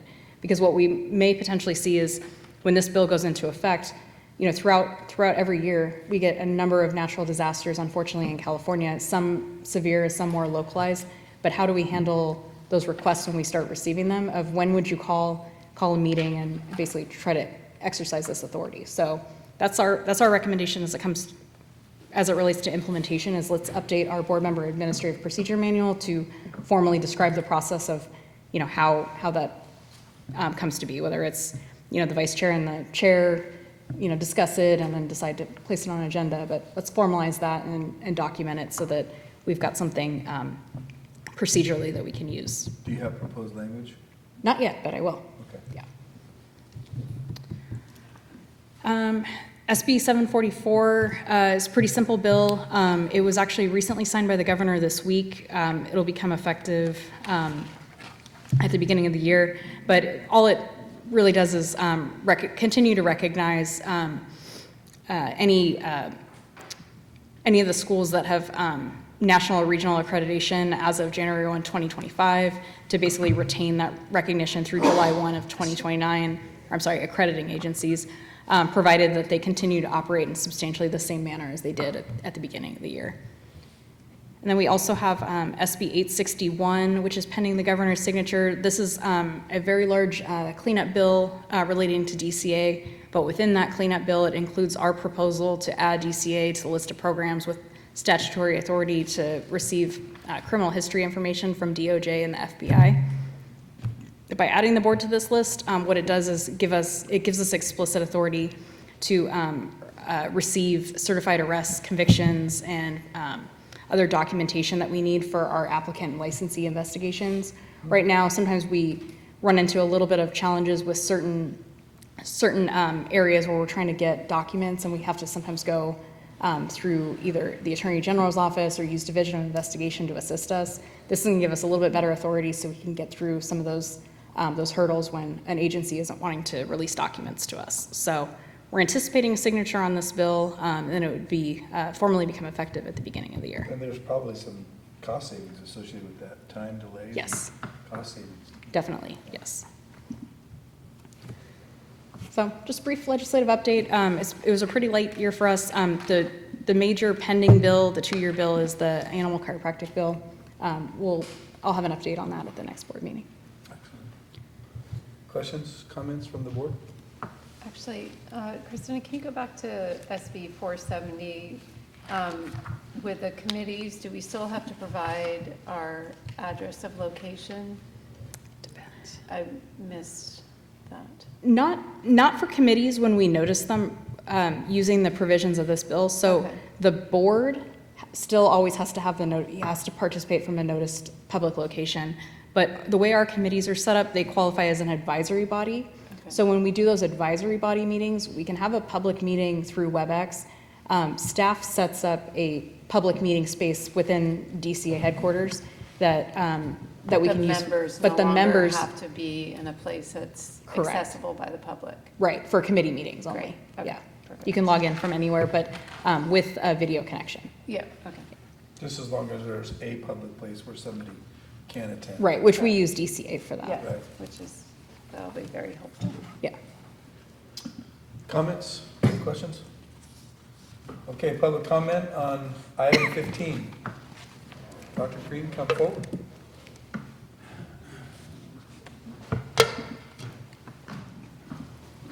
I'm Dr. Chris Green, and I had a comment regarding AI. That's going to happen a lot. And the comment is this: California is a two-consent state in regards to recording confidential communication.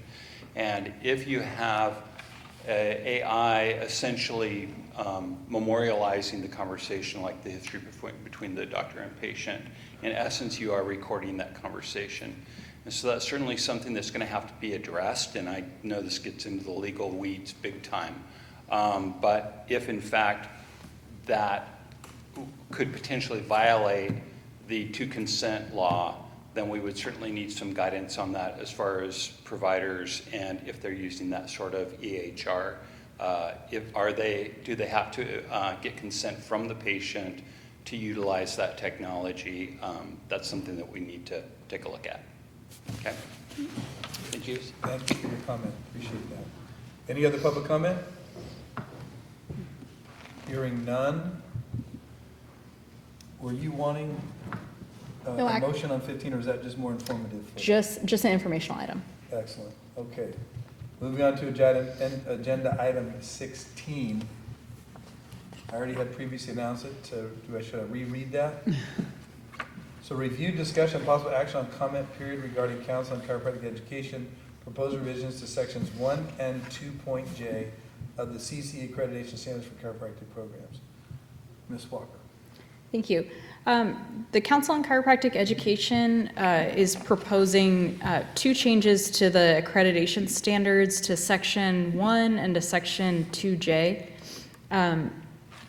Some minor changes there, but they're conducting an open comment period on those changes through October 31st. So we place this on the agenda for the board to review those changes and then discuss whether to submit any formal comments on the proposal on behalf of the board. So just looking for the board's feedback and discussion of those proposed revisions through CCE. Feedback, comments? I mean, I reviewed it, I didn't really have any comments or feedback, it seemed pretty straightforward. I concur. Dr. Ferris, any? Oh, Mr. Sweet? No, I agree. Hearing no comments or additional, is there any public comment on agenda item 16? Okay. Are you wanting any kind of a motion on this, other than just to adopt, or leave it open at this point? No motion necessary. We would have just wanted a motion if there was a comment that was going to get submitted on behalf of the board. So if there's no comments adversely, so we'll move on then to agenda item 17. Review, discussion, and possible action on regulatory proposal to update the board's disciplinary guidelines and model disciplinary orders, implement the uniform standards for substance abusing licensees, and specify the process for filing petitions for reinstatement of revoked or surrendered licenses, reduction of penalty, and early termination of probation. Amend California Code of Regulations, Title 16, Section 384, add section 385, and repeal section 386. Ms. Walker. So this one is actually just going to be an update item. Our intent from staff is to finalize the language that's proposed for updating the guidelines, and then also specifying the process formally for filing petitions for reinstatement of revoked or surrendered licenses, reduction of penalty, early termination of probation. Some of the key points there as far as what that proposal entails, it's implementing the uniform standards for substance abusing licensees, the board's heard about a few times, and then formally establishing the requirements for filing petitions for before the board. And notably, part of that those petition process is getting recommendations or letters, character references, if you will, from other peers, other colleagues as part of the petition packet. So we're working on wrapping up that language. The one item that I just wanted to have a brief discussion with the board about is with what we're finding when we're doing our probation monitoring is we're still trying to find the most effective tool when it comes to practice monitoring. So under our current disciplinary guidelines, we've got the billing monitor language that we've already identified as problematic because it triggers requiring a CPA to monitor the billing. As we know, a CPA doesn't understand chiropractic, so while they know if the accounting measures are within standard guidelines, they can't say one way or another whether there's a billing issue. So that language has been replaced with practice monitoring that's a little bit broader, that allows for not only, it includes records review of the patient encounter and then how it relates to billing. The one item that we're still kind of looking at and trying to figure out how to best incorporate in our guidelines is the practice monitoring. We've been using it in our stipulated settlements. It's been working better than the billing monitoring, but the question kind of still remains of what we're doing to either inspect or audit or verify compliance on our side, how we infuse our own expert into providing us with a report based on their findings. Because one of my concerns when we see with the probation monitoring is that we know there were violations that got somebody placed on probation, but with the practice monitoring reports that we're receiving at the staff level when it comes to probation monitoring, we're not getting what I would expect to see in a report, which is, the monitor went in, did a review, identified, these minor issues, counseled them on, the appropriate billing or the appropriate issue, and that they're going to follow up. Instead, we're getting reports saying that, there's no issues found. So it's not quite making sense. And then we also have a bit of some concern there of, there is a bit of the conflict of interest in that the probationer selects their monitor, they're compensating the monitor, and then in return, the monitor is returning reports. So how do we infuse a little bit more of an independent body into that process? So Unbiased, potential bias versus unbiased. Exactly. So we had some discussions with Department of Consumer Affairs Division of Investigation was giving us some kind of high-level information about the way the Physical Therapy Board operates and how when they conduct inspections, they bring an expert along, a board expert, and the board expert actually does the review and renders reports. So we want to have some conversations with physical therapy to see what that looks like in practice, but see how we can maybe infuse that into our own guidelines as well, whether it's like we keep practice monitoring, but then we also have a bit more authority when it comes to inspecting the premises so that we can bring in our own independent expert and get guidance on our side. So when they say a board specialist, are they saying like a PT, a licensed PT that's hired by the board who understands the practice of PT and the billing of PT? Yes, it's similar to the same kind of expert consultants that we use when evaluating enforcement cases. They utilize that same process and use those experts to then come in and do some probation monitoring activities alongside with board staff. So we want to put together some sort of language or have a discussion at the enforcement committee level of what that would look like and put that in there so that we can better protect the public and kind of meet the need that we want. Because we're just, like I said, the practice monitoring was a step in the right direction, but we're just not, now that we've been using that language now for about 2 to 3 years, and it's, at least in the stipulated settlements, because we put that in instead of billing monitoring, it's better, but not quite what we want. So that's kind of the one remaining item that I'd say we still kind of have when it comes to disciplinary guidelines. What's the fiscal impact with the PT? Do they have numbers on how much that is? We'll get that information from them and share it with the board. I know that the PT board does have a mechanism in their disciplinary guidelines to invoice the probationer, so the probationer pays. I don't know if they pay the full cost or a portion of it, but we'd be trying to do something similar where we could potentially offset some of that through monitoring costs. And is there any sort of, checklist or outline that the monitor is responsible for providing, meaning you have different categories and whoever goes in is required to fill out every single section so it addresses, practice monitoring, billing monitoring, pros, cons, and they have to write a full, report? Not yet. That's what we need. Okay. Not only on, when we've got, the petitioner picking their monitor that's reporting to us, but then also on the audit side, when we bring in our own expert, we should standardize something so we can get a standardized report. Yeah. Seems like one of the things that should be there, like when we submit reports, for example, to workers' comp, a PR2 report, we sign that under penalty of perjury, that the information to the best of our ability is true and correct. Things that a monitor could have, that if there's something like that they're submitting it, regardless of whether they're being paid for by the chiropractor or not, for the monitoring. Seems like there should be what I'm representing that's happening is really happening. And correct me if I'm wrong, either Becky or Tammy, I believe the current monitors are signing something to that effect on the report when they submit them, or they're just submitting a report? No? Okay. Yeah, so there's definitely room for improvement when it comes to our practice monitoring and definitely standardization when it comes to reports. It also feeds in a little bit to the work Dr. Paris is helping staff with when it comes to expert reports on our complaint side as well. We would like some standardization in those reports because they vary right now. Anything else? No, that was it. It's going to be an update item on here. This is our last large regulatory proposal that's remaining, so we do want to wrap this one up and move it along because you've got CE, Chiro program regs, and then our enforcement stuff. We talk about pretty comprehensive, complex proposals. We'd like to get this one wrapped up and then move it up through the board. Going back to previous, but where's our large CE package? Where's that in the process? Are we still a little bit out on that one? A little bit. We're finishing up our fiscal impact analysis of that. So we've got the different components and we're making sure that, our estimates are fairly accurate and that we're saying it's not going to result in any major hit to our fund. Is that like a spring 2026? Middle 2026? For completion, yes. The goal is to get those moving by the end of the year as well. It's all of those production phase packages. We're doing our best to get those wrapped up and moved along. Excellent. Yeah. Okay.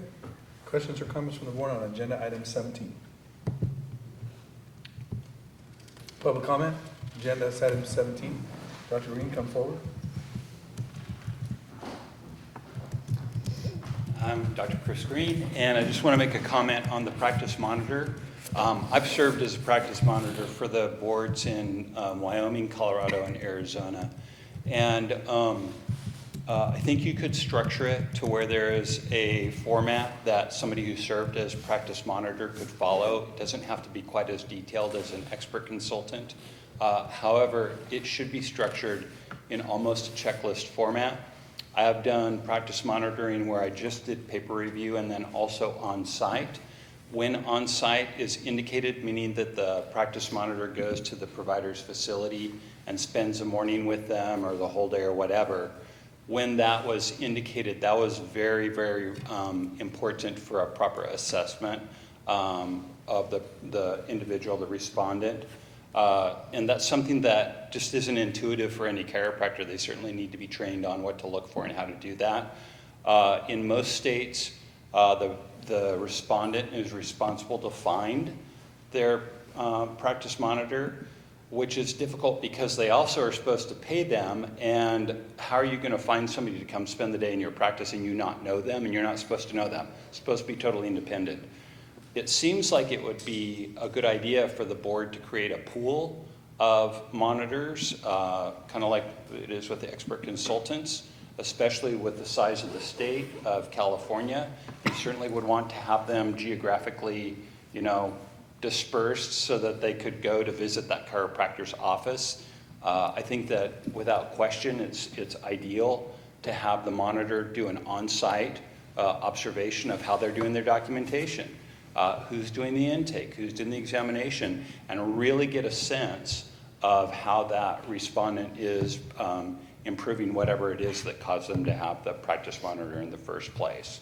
And then also standardizing the fee that is paid by the respondent for that.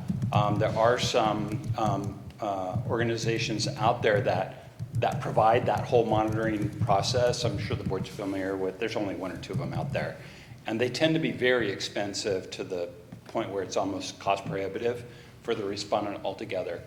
So I think that the board could create a situation where public protection is served by having properly trained practice monitors who are qualified and also don't have the conflict where they're a buddy of the respondent and providing a biased report where there really should be some constructive input on that. So I would really encourage the board to create a program like that for the practice monitors. Okay. Thank you for your comment. Any other public comment on agenda item 17? Hearing none, okay. Thank you for comments. We're going to go back to agenda item, I believe it was it 12 or no? It was agenda item 10. And invite Dr. Michael Ramcharan to the dais there and to give us an update and discussion on Southern California University of Health Sciences Doctor of Chiropractic program. Welcome. Well, great. Good afternoon, and thank you to the Board of Chiropractic Examiners of California giving me the opportunity to address the board this afternoon to give you a high-level update of our College of Chiropractic Education. So let me first say that the Executive Dean gives his regards, Dr. Nick Poirier, and unfortunately he couldn't make it today, hence why, as the Vice Provost, AVP of Academic Affairs, I'm relaying the updates to the board. So per Dr. Poirier, he would like to let the board know that there has been a new organizational structure at SCU where we've implemented multiple colleges, including transitioning from LACC, the Los Angeles College of Chiropractic, and we created the new College of Chiropractic Education. We hired Dr. Poirier in March of 2025 as the Executive Dean, and upon his start at the university, he developed a strategic plan which really operationalized the vision of the College of Chiropractic over the next 3 years. The plan included 10 goals focused on educational innovation, student success, student experience, and alumni connections. As part of our strategic plan as a university was we really wanted to redesign the chiropractic curriculum. So one of his primary charges as the Executive Dean was to work with the faculty on implementing a curricular design and revamping our current curricula, which is 10 terms and 12 terms down to 8 terms.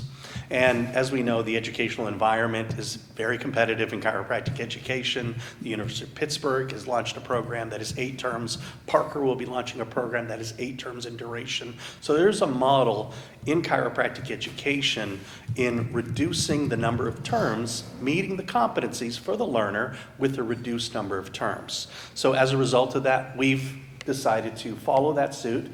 And as a result of the curricular design, the goal is to improve the educational experience, shorten the curricula to make it more competitive with other healthcare professions, including our competitors, and have a thread on integrative care and whole health.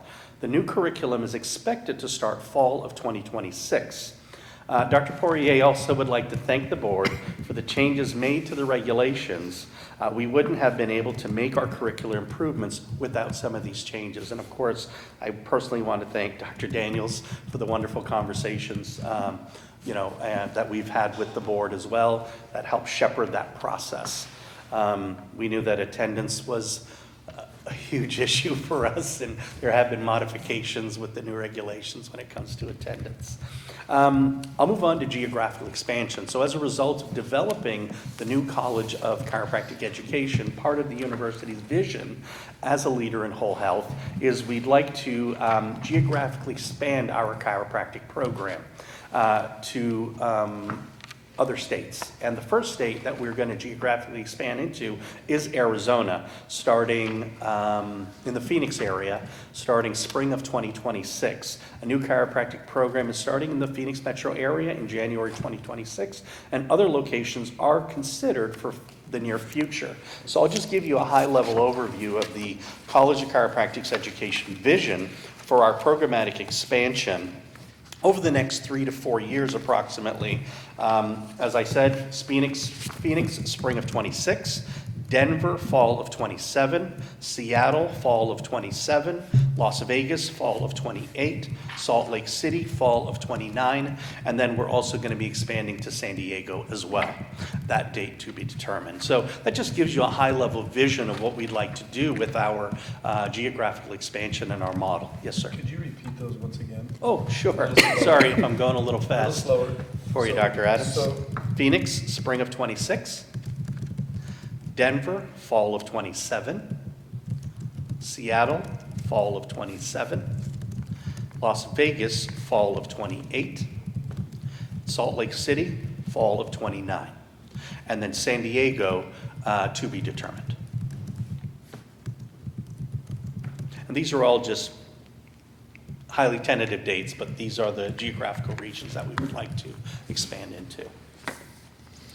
Any other questions? No? Okay. When we look at the clinic environment, we're adding a new VA affiliation. When we look at, we're adding multiple affiliations with FHAQs,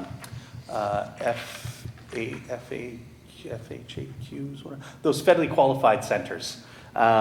I think he put the wrong abbreviation here, but we're having multiple centers that we're going to be collaborating with as well. We're continuing to emphasize and expand our tactical sports medicine, expanding into several locations within the greater Los Angeles area in connection with the LA Sheriff's Office. We will continue to provide care to a wide range of patients through that mechanism. And again, Dr. Poirier would like to thank the alumni who are preceptors. Again, we couldn't do it without their support. When you look at research within the College of Chiropractic Education, we're on the heels of obtaining an R01 research grant from NIH. Our research team, especially Dr. James Whedon, recently received an award from ACRAC for his research on Medicare patients showing the benefits of chiropractic care compared with usual medical care.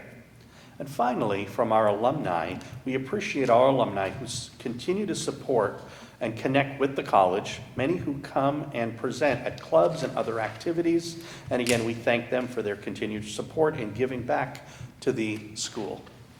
And in closing, Dr. Poirier would like to gratefully, and myself, would like to are grateful for the board's leadership over the last few years. I'd like to thank Ms. Kristen Walker, Dr. Larry Adams, Dr. Paris, Dr. Daniels, and all the staff members from the board as well.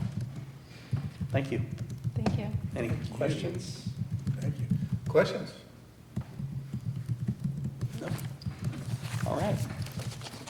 So Phoenix is a done deal? Phoenix is a done deal. Yeah. Yes, because we currently have a facility where we currently have OTD, occupational therapy program that has been launched in Phoenix. So on that campus, we are having our DC students. So hopefully there'll be an opportunity to interact with those students as well. And these other sites that you're talking about, they'll be chiropractic program and some of your other programs. Correct. The goal is to have chiropractic as well as TPT, OTD, PA, to kind of expand our academic offerings in those various locations as And well. I'm curious about the 8 terms. Mhm. You still having to meet the requirement of 4,200 hours. Correct. And all those things as well. Yes. How does that, just real quickly, how does that, are the terms longer then, or? No, the terms are still going to be 15 weeks in duration. The credit hours might be a little higher to meet the competencies that are needed. But again, the delivery model will vary from, online interactive learning to on-ground learning, lab skill development that will be on ground. Some courses, depending on the curricular, like a jurisprudence course, might be 7.5 weeks in duration versus 15 weeks. Maybe a physiology and pathology course will be 15 weeks because it's a higher cognitive level of understanding for those particular courses. So we've done a deep dive on the curricula to determine what is the best approach to give the learner the opportunity to meet those competencies within a framework, 7.5 week durations versus 15-week duration courses, which allows the learner to give them a little bit more flexibility. Number 2, we actually are interjecting clinical experiences from term 1. And having a consistent thread throughout the curricula of clinical experientials from term 1 all the way to term 10. The last 2 terms is where they predominantly complete their clerkship experience and achieve most of their clinical outcomes. Again, thanks to the board, removing some of those lab numbers and x-ray numbers that were originally there. We know that we've kept the adjustment numbers as a baseline, but the intent is more effectively prepare the learner for vertical and horizontal integration of the clinic. So by the time you do the handoff from didactics to clinicals, they're a lot more solid in their clinical-based knowledge. And will the days be longer? Is that how you're getting to the 42? It depends on the term that they're in and the in-depth of the curricular content that they're trying to absorb. Could be longer. We're not going to be your traditional 8 to 5 hours. It could be longer for that learner. And so yeah, it's going to vary, and we're still fleshing out those curricular nuances as well. And will the clinical hours be included in the 8 terms, like a preceptor, postceptor type Correct. thing? Correct. Within those 8 terms? Within those 8 terms, yes. The So last is it terms, 7 and 8, is where they complete their clerkship experience. And that will most likely, be in the office of a? It will be practicing chiropractor? either in our health center or within a preceptor model. Depending on how quickly they get through their competencies. Right, meet those in clinic. competencies. Got it. Correct. Correct. And, Dr. Daniel's a huge fan of EPAs, and so am I, in trusted professional activity. So, that's something we're definitely looking at as well. But at the end of the day, the board is concerned about meeting competencies, being safe and effective. Can they be ethical and safe and effective to deliver IHVLA, that will be effective for outcomes, but again, not harm the patient. And at the end of the day, we are preparing our students to meet those metrics. Just one final bit. At these AESs that you're going to be implementing, what's the anticipated number of students that you're going to be able to, in the chiropractic program, what do you envision there? Is it At the geosites? smaller? Yeah, at the geosites, typically smaller, because of maybe spaces. But again, we're still doing our analysis. I'm anticipating maybe 40 students in a class. 35 to 40 students at a geosite. And are you planning to use chiropractors? Yes. Practicing chiropractors in those geo Correct. So what would locations happen at the that will support? geosite, for example, in the Phoenix that we'll be launching, we have a lead faculty member who will run the scheduling, work with the learners, and then we have an adjunct model that will come in. So we have an excellent student to faculty ratio, especially when you're learning gross motor skills, clinical skills, physical exam skills, so you can give the learner timely feedback that's needed. So you're going to have that primary lead that will then bring in adjunct models to support maybe a 10 to 12, 1 to 12 ratio. So 1 faculty to 12 students, something in that ballpark, yes. What's the thought and the idea or the guardrails around students perhaps that need a little bit longer? They're just, There's going to be remediation along the way. There's going to be timely, there's going to be formative feedback. And when we identify an at-risk student early, so we have those mechanisms so that the that lead can work with that learner and develop their deficiencies, identify the deficiencies early, strengthen those deficiencies in open labs, strengthen those deficiencies during the remediation hours that are baked in within the curricula. And the goal is no one left behind. And to shore up the deficiencies early enough so the learner can move on throughout the curricula. But there is a mechanism. If a learner probably needs to take another term, we'll make that flexibility. But the goal here is hopefully to identify at-risk students early to strengthen those deficiencies. But there is an option for students that just, even Yes. with all the attempts, just need Correct. a little bit longer to Yeah, get those there is that competencies mechanism. built. I'll say yes, there is that mechanism for sure. You have to, right? Yeah. Because not all students are created equal. Right, okay. So conceivably, if in the 8 term, they can be going year-round for 2 years straight. Correct, that's exactly it. That is the exact model. Because at the end of the day, many health professions have reduced the number of years for that profession. MDs have gone from 4 to 3, dentists have gone from 4 to 3, DPT have gone from 3.5 to 2 years, OTDs 3.5 to 2 years. So many professions have adopted this accelerated model with excellent clinical outcomes for the learner, excellent pass rates for the boards, and the model is working. Hence why we've adopted this model of transitioning from 12 terms or 10 terms down to 8 terms as well. Does the math on that, full-time every week of the year is 2,080, something like that? I don't know, I just went through a PowerPoint slide that all the I'm hours. trying to- I don't I'm trying to remember. see how the math works on that, considering they would not be full-time every week of the year. I can't, every day, right? That Right. I'm not sure, rephrase your question. I'm just trying to do the math on the hours, the minimum hours, and 4,200 hours. Per week? In a Yeah, the dean has that, I don't recall. We've calculated those. That's why I was asking about the longer day, because the only way to get, you have to have a longer day. Yeah, because 2 years at working every day, 40 hours a week, at least Monday through Friday, is about 2,080. So even if you double that, you're yeah, okay. Yeah. And again, maybe sometimes it might bleed over into the weekends as well. We could use weekend hours for the learners, maybe if there's labs that are needed. Unfortunately, I don't have all the granular numbers in my head that we've calculated it, but we've been able to deduce that a learner can complete the curricula within a 2-year window, but the days are elongated.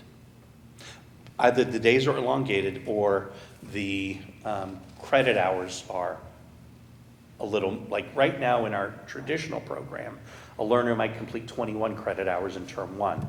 In this curricula, the learner might complete 26 credits. I'm just thinking of burnout. Well, that's something we will Students. consider, right? That's really pushing the limits. I think that's full-time every single day, all year. Point taken, and No holidays, no Right. days off, but that doesn't even include days off. Right. Still doesn't get there, we're talking about more than that. Again, I wish I had the slide in front of me to show you how the hours were broken down, but we definitely understand the nuances of burnout with an accelerated curricula. We definitely understand the nuances of a higher credit load. We definitely understand, that more resources and mechanism touch points are going to be needed for a learner in this type of model, where you have your advisors have a lot more contact with that learner and are truly gauging and interacting with them along the way, so that we're trying to get ahead of burnout for that learner.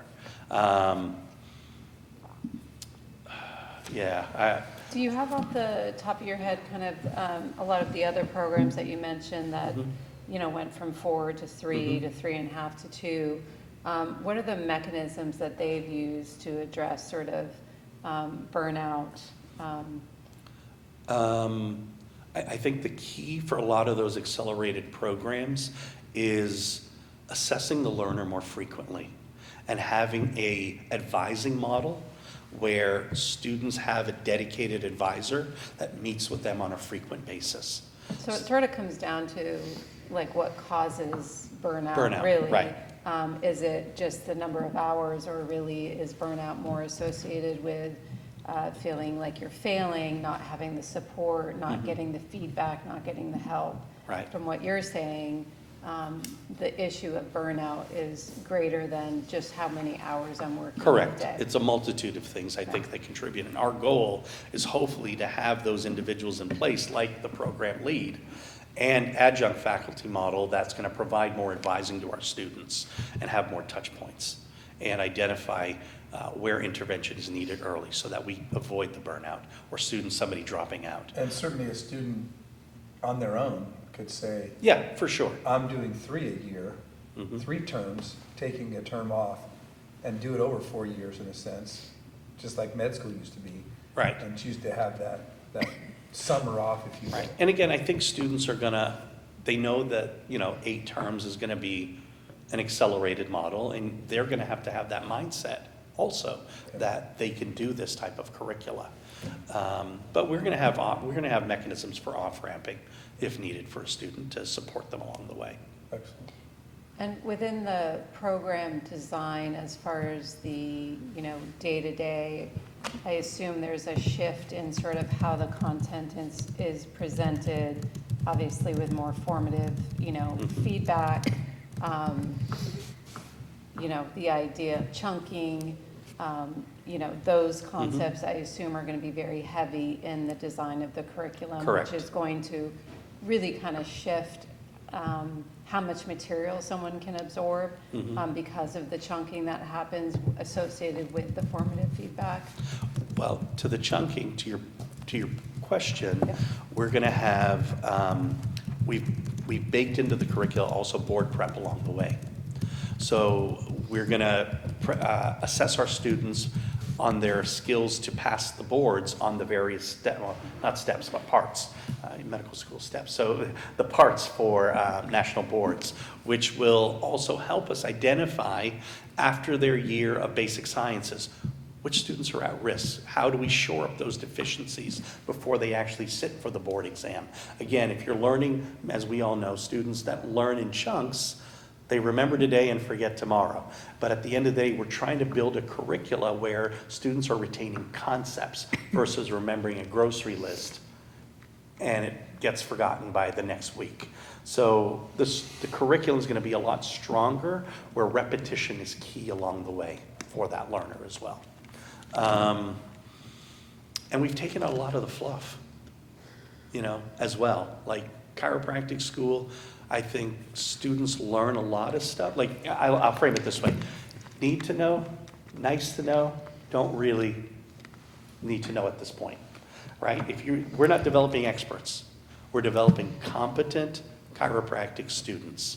So at the end of the day, we think we can reduce the curricula to 4,200s because we've taken away a lot of the fluff that a learner really doesn't need to know at this point by the time they cross the stage, because they develop that expertise in clinical practice. So I think that will also help with their comprehension of the material that's truly required in order to be successful as an entry-level primary care physician. Thank you. Questions? Yeah, you're welcome. It was my pleasure to chat with the board. And again, I can, Dr. Paris, I can get you that granular information if you'd like, for sure. Yeah, no problem. All right, well, thank you. I appreciate your time. Thanks for filling in for. Yeah, no Do our problem. best to Dr. Poirier and let him know that you did a great job. All right, I will. Thanks. Have a good Bye. afternoon. Thank you. Any public comment on agenda item, what was it again? Apologize. Agenda item 10? Seeing none, hearing none, then we will move back to agenda item 18.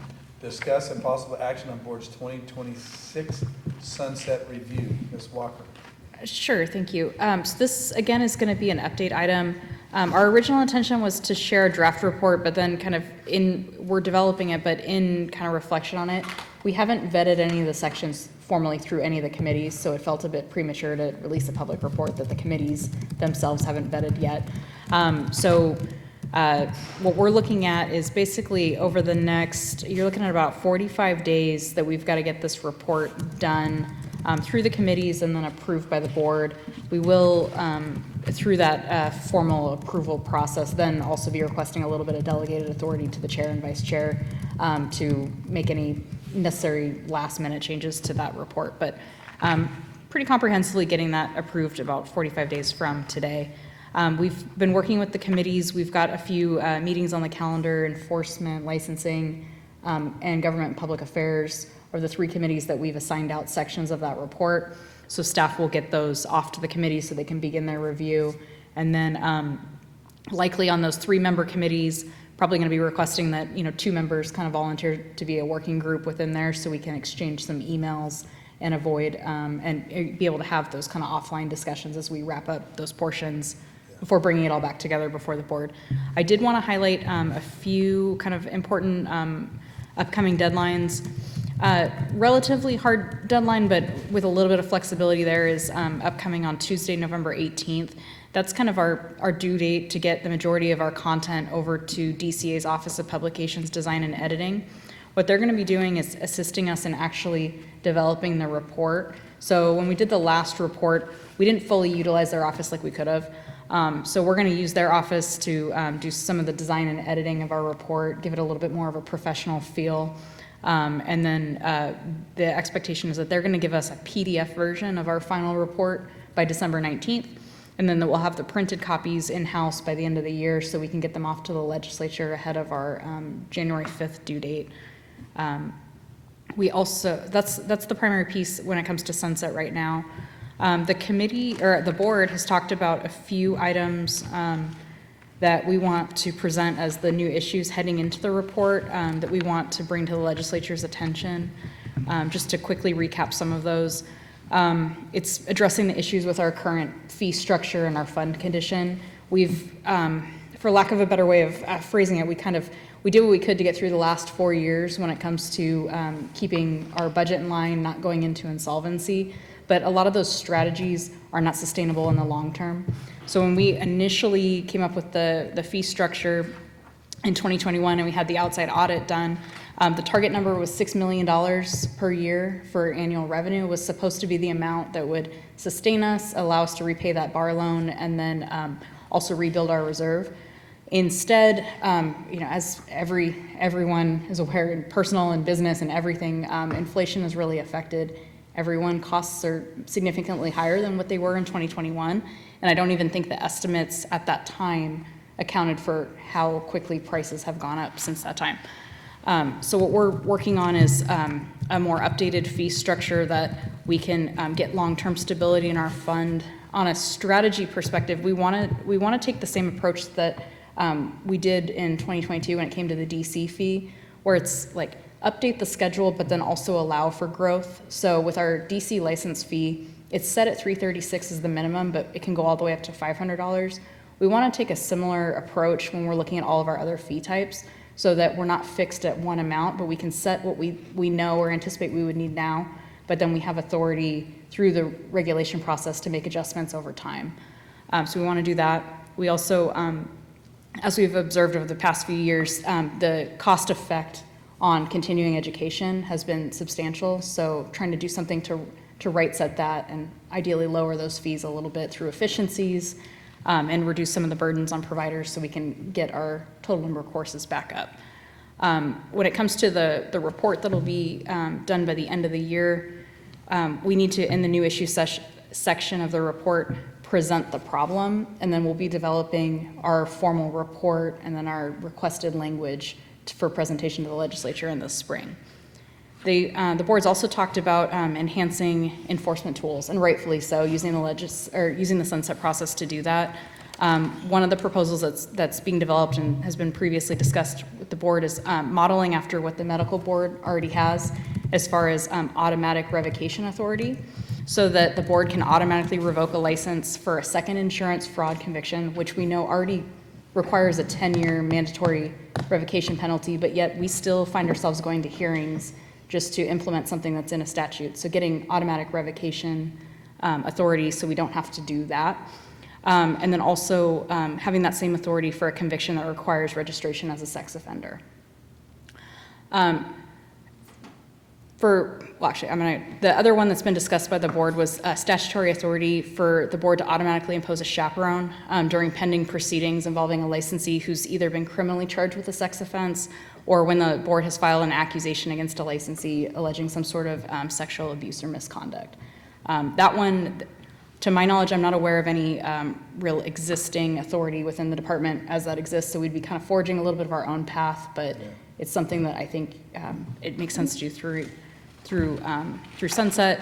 The one item that I did want to add for the discussion, because as we were looking at the different mechanisms that the medical board already has and how we want to use what they already have for the automatic revocation, is have a bit of a discussion with the board if there's also any interest in, the medical board has statutory authority to also automatically suspend a license upon conviction of a serious felony.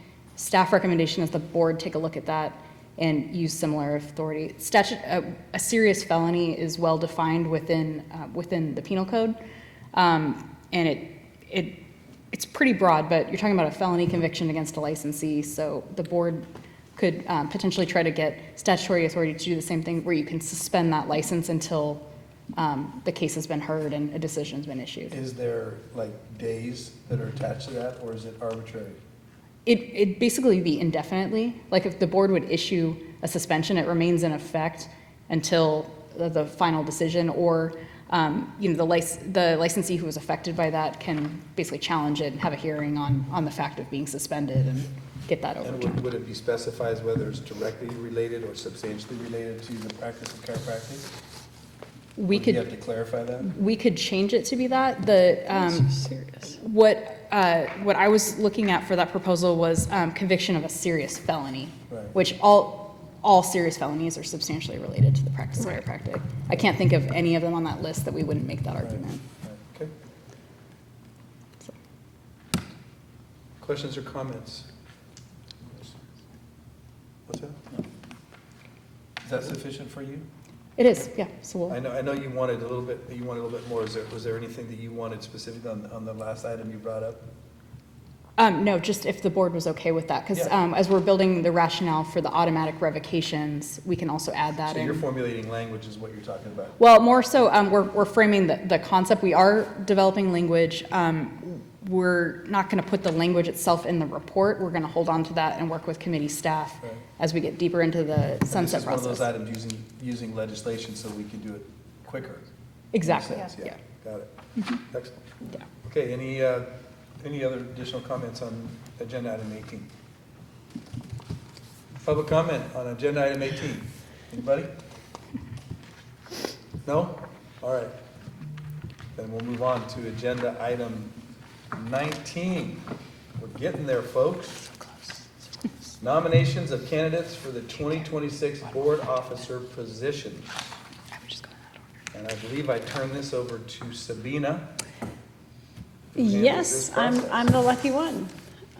All right, so as you are well aware, every fall we have nominations for our officer positions, and we'll take them in the order that we have them listed here in the agenda. And at the next meeting, which will be teleconference, we'll have those elections so that we have someone who can be actively participating in the Sunset Review Report and be able to prepare for those questions and participate with DCA in preparing for the hearings and stuff like that, instead of waiting and then having, possible panic attacks. So we'll first take nominations for chair. And you can self-nominate or you can nominate someone else, but I also will check in with that person to make sure that they are able and willing to hold that position. I'll nominate Dr. Adams for chair. Do you accept? I do. Or I accept. okay. Any others? Do I have a second? You have a second? Great. Any other nominations? Only 4 of you. And, okay. Great, we'll do public comment here in the end, I'm sure. Any public comment? I'm not seeing any. All right, and then so let's move ahead with vice chair. I'll take any nominations to put on the ballot for vice chair. Are we going to go in order, or just are you leaving it open? I'm going to go back after I'm going to gather all these nominations. Well, usually we go down the line, but are you just asking for a nomination? I'm asking for nominations, yes. Well, then I nominate Dr. Pamela Daniels for vice chair. Great. Second. And you'll accept, I'm assuming? Yes. Okay. All right, hearing none, I'm hearing no public comment. We'll go ahead to secretary, and then we'll I know that Mr. Sweet's leaving us, right? At some point next year, yes. Okay, but we'll miss you. But also Ms. Cruz, I think, is sticking around, I think. Yeah, do you want to nominate her? Sure. And She's not here to accept it, but Yeah. Well, still nominate her. nominate her. And she's in the position currently, so Yeah. if things change between Then now we and the can- next meeting, we'll know about it, and then, I'll second. okay, and then we can have some other, just, you can change up during that meeting if there's a change for whatever reason with Ms. Cruz. Okay. And I'm assuming we have no public comment? Okay. All right, do you want to do your, you want to go forward with our votes for that? You do. You want us to take the roll call? Yeah, for our nominations. Oh, just- We just do nominate. I can't remember how we do it. And I then the think next no. meeting. Oh, we'll I think- vote No, at the next okay, meeting. right. I didn't know if we voted on the nominations. No, we don't. No. No. All right, so we have Ms. Cruz, Dr. Daniels, and Dr. Adams, pretty much our same slate, Carry the same slate. which is good for continuity and, you know, the board knowledge and experience. So then we'll tackle that at the next meeting, assuming Ms. Cruz is on board, and we won't have to make any changes. But if we do, we can do it at that meeting. Yep. So we've asked for public comment. I think Yes. hearing none, we are ready to move on to agenda item 20, Poor guy's gonna- which is schedule our 2026 quarterly board meetings. I believe we have some dates set aside that we can go through, so let's take them in their order as they are laid out. So if you have your calendars, I know for me,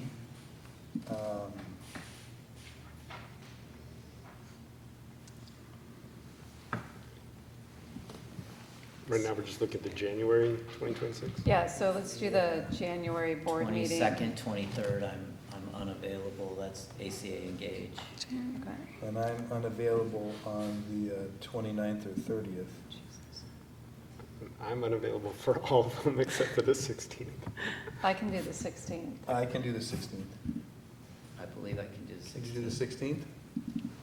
Well, then at least 4 of us will be there for the 16th, so we're gonna put that in. Okay. Okay, so January 16th. Moving to April, we have the 9th, the 16th, and this is a 2-day, so it would be April, Thursday and Friday, the 9th and 10th, or the 16th, 17th, or the 23rd to the 24th. I currently can do any of them. I have a problem with So I cannot do the 23rd or the 24th. But I can do 9th or 10th, or 16 and 17. Mr. Sweet? I could do 16th, 17th. That works for me. Could do 23rd, 24th. That looks fine. 16, 17? Yeah. Okay, so let's circle April 16th and 17th for our April meeting. So we have the 16th of January so far, and that's an in-person meeting in Northern California. And then moving to July's board meeting, which is usually teleconference one day. We have the 16th, 17th, 23rd, 24th, 30th, 31st. I cannot do the 17th, but I could do any of the other days. You cannot do which date The again? 17th. 17th is out for Dr. Daniels. Any other dates that are out? I can do the 16th.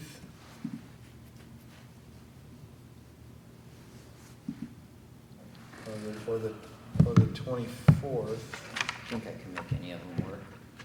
Yeah, me too. I think the 24th, that's ringing a bell for me that I won't be doing that. I think the 24th is out for me.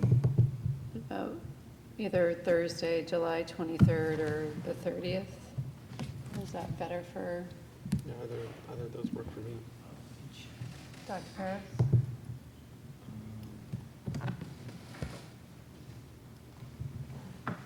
Yeah, I think, I'm good with, I think any of those that, I don't So- see anything right now. So let's say a Thursday, the 20, my eyes are, is that the 26th? 23rd. 23rd, Thursday the 23rd, or Thursday the 30th? Are those, either of those are good? Yeah. Yeah. I can also do So Friday, July 31st. So do we like the 23rd or the 30th more? I know we're getting into August, if that affects anybody with kids, that can affect you with Mine are all old. all the older. They're gone now. So should we shoot then for the 23rd? Sure. Does that sound good to everybody, July 23rd? For the July meeting? And then moving into October, the 8th and the 9th are out for me.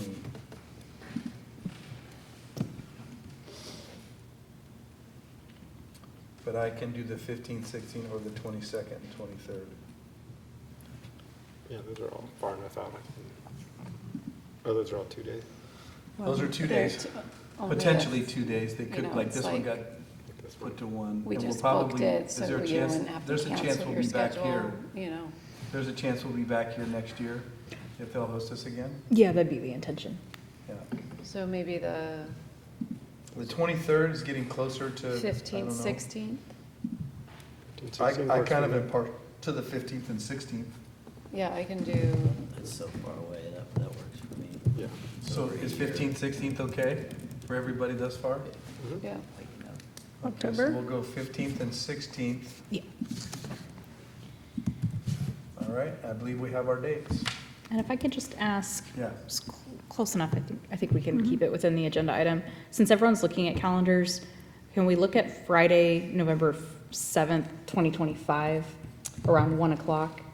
Does that work? So I already looked and I could make a 1:30, but I couldn't do sooner than that. Yeah. But Well, we can were, a we were one, talking about doing it at that hour. Yeah, right around that time. yeah, so I Like a mean, 1:30 to 3, 1:30 to 2:30. Give me that date again?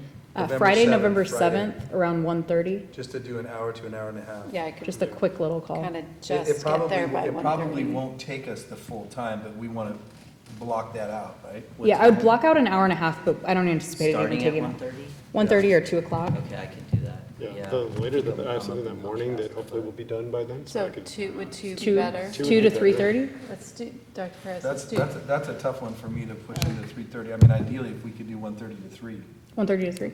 but I mean, it's not going to be in my control, but, yeah, do try for 1:30. I mean, if we push it later, I mean, but, you know, goal would be 1:30. Yeah? 2 to 3, no fluff, just get straight to the agenda items? Well, I'm just We saying. we if could it do that carries- too. if it- Well, yeah, I mean, I'm happy to do it if we can keep it within the hour. We can keep it to an hour. Yeah, I'm fine, 2 to 3. Because we'll just, I mean, the absolute priorities is the election, sunset, anything else would I be can crack the whip. 2 o'clock. 2 to 3, okay.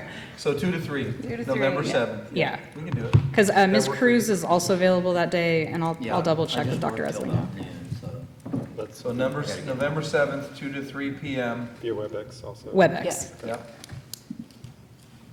And, you know, she laid out the agenda items, four items. Mhm. Could be only 3 if we have no adverse public comment, it'll just be you know, just the three aspects. Correct, yeah. Okay. Anything else? That was it, thank you. You bet. All right. We are Do we- right on time. Do we have to do public comment for Yep, that? we do. So we'll do public comment for quarterly board meetings. You okay with our board meetings? You gonna be around next October? You'll be gone? I'll be gone. Well, good for you. All right. So no other public comment. We will go to agenda item 21, future agenda items. I feel, based on the questioning we had with Dr. Ramcharan, I just can't. Dr. Michael, who spoke, I think it'd be nice to have, at one of our next board meetings or as soon as possible, a presentation from SCU on the 8-term Chiro program. I would like to hear more about, because I'm in the same boat as Dr. Paris about how does that really, I'm curious about this because I've just heard about this with Troy University and with Pennsylvania, 8 terms. I was like blown away. I'm like, how are you doing a 4-year program in 8 terms? You know, or 12 quarters. And I mean, that to me is, and when you add up the numbers, it really comes down to you're probably going to have about a 45-day educational week, 45-hour week to make that work. If you're going to incorporate, you know, a 1-week break in between quarters. So we want to probably reach out to Dr. Portier's staff. Yeah. He's the man for that. Okay, yep. Particularly since see if we can they're, get them since at they're really January. doing Yeah. I mean, they're going geo, no kidding. I mean, in the next, I mean, they're talking by 2029, they're going to have another 6 sites. So they're going all in on this. So that would be a future agenda item for me, yes. Anybody else? I had a few based on the conversation. They may already be in the mix, but licensing is working on some of the issues that Dr. Green brought up with AI, but just keeping AI as a broader conversation amongst the board members, so I'd put that on there. And then, if need be, discussion around proposing procedures for the waivers and exemptions, and also further conversation around standardizing or getting a practice monitoring program. I second that. I think having his insight, having practice monitored, I think it'd be great to have him come and perhaps give some insight. And then finally, putting on there the authority, the discussion around gaining authority for the board as far as revocation and suspensions. So those are my items. Mr. Sweet? Nothing for me. Dr. Paris? Future agenda items. I had, last meeting I brought up PACE, and I just didn't know if it didn't make it on this agenda, so. We need to connect them through WebEx, so the idea is to get them on the January agenda. So now that we have a date, I'll reach out and get that going. I'd like to get them on the call, but I'd like us to have it as an agenda item to reconsider, you know, PACE approvals for our licensees. Well, I know the CE committee was having those conversations about getting them approved. Well, I know mean, you want it on the board. It would go back to the committee now, and it's already been to the board. I mean, I think in our. No, I'm not saying it would go back, I'm just saying there has been more conversation around it. Yeah, I just, my future agenda item is, can we get it to the board? I think we've discussed it enough, and they have a really robust audit system that they've, over the last year, that they've, you know, gone through. I think it'd be appreciated by the board to hear that. I for one feel like I need a little bit more explanation about how that approval happens without our board reviewing the CE and the PACE provider paying for the board. You know, how we do that. I know what your point coming from other healing arts boards and that kind of aspect, but just what we're gonna, you know, the required versus the non-required and those types of things. I think I just need a little more. I Sure. personally need a little more clarification on that. Let's get them here. Yeah, because if they circumvent the fee, then that affects our CE aspects as well. So we have to look at, I think we have to look at that, and we're addressing the fee issue for our own providers within the state. So that's just one of my questions I have is about that. Yeah. I mean, you know my response already, is that we Well, don't do no. that. We already have many ways that we circumvent the fee, right? I You could get it from Healing Arts. Well, I know that, but the thing about it is that most of our licensees don't do that because they want to do chiropractic-specific licensing. And Right. so that. So we'd be eating into the chiropractic-specific licensing that we're already approving by approving PACE, is that? That's a point. That's a Yeah. point, yeah. Yeah, But I just want to know a little bit more about it and the fiscal impact that it's going to have on the board, that's all. yeah, sure, Yeah, yeah. that's all. I mean, I think they have come a long way, I agree with you. And after hearing what, even just that little bit that they did at the FCLB meeting about it was very encouraging compared to where we were even 2 years ago in Boston. I think it's in the best interest of our public safety via our licensees being able to access national quality CE nationally and, you know, conventions nationally and top-notch speak. You know, they're not all just in California, Right, quite frankly. Yeah, I agree. yeah. Great. That's all. Okay, so we got, from my take, we got 4 things: AI, SCU, 8-term Chiro practice monitoring program, and PACE. And I And think you had a couple others. that I didn't- suspension, Yeah. Right. revocation authority. And are we making notes of this, or I guess it's on? Mhm. Awesome. Yeah. Okay, public comment on future agenda items, is that, I'm hearing no more? Future agenda, public comment on future agenda items? All right, thank you so much. Our one public attendee, I love it. All right, agenda item 22, adjournment. 2:56. We are adjourned. I'll move to adjourn. Second. A second. Thank you very much for that. Everybody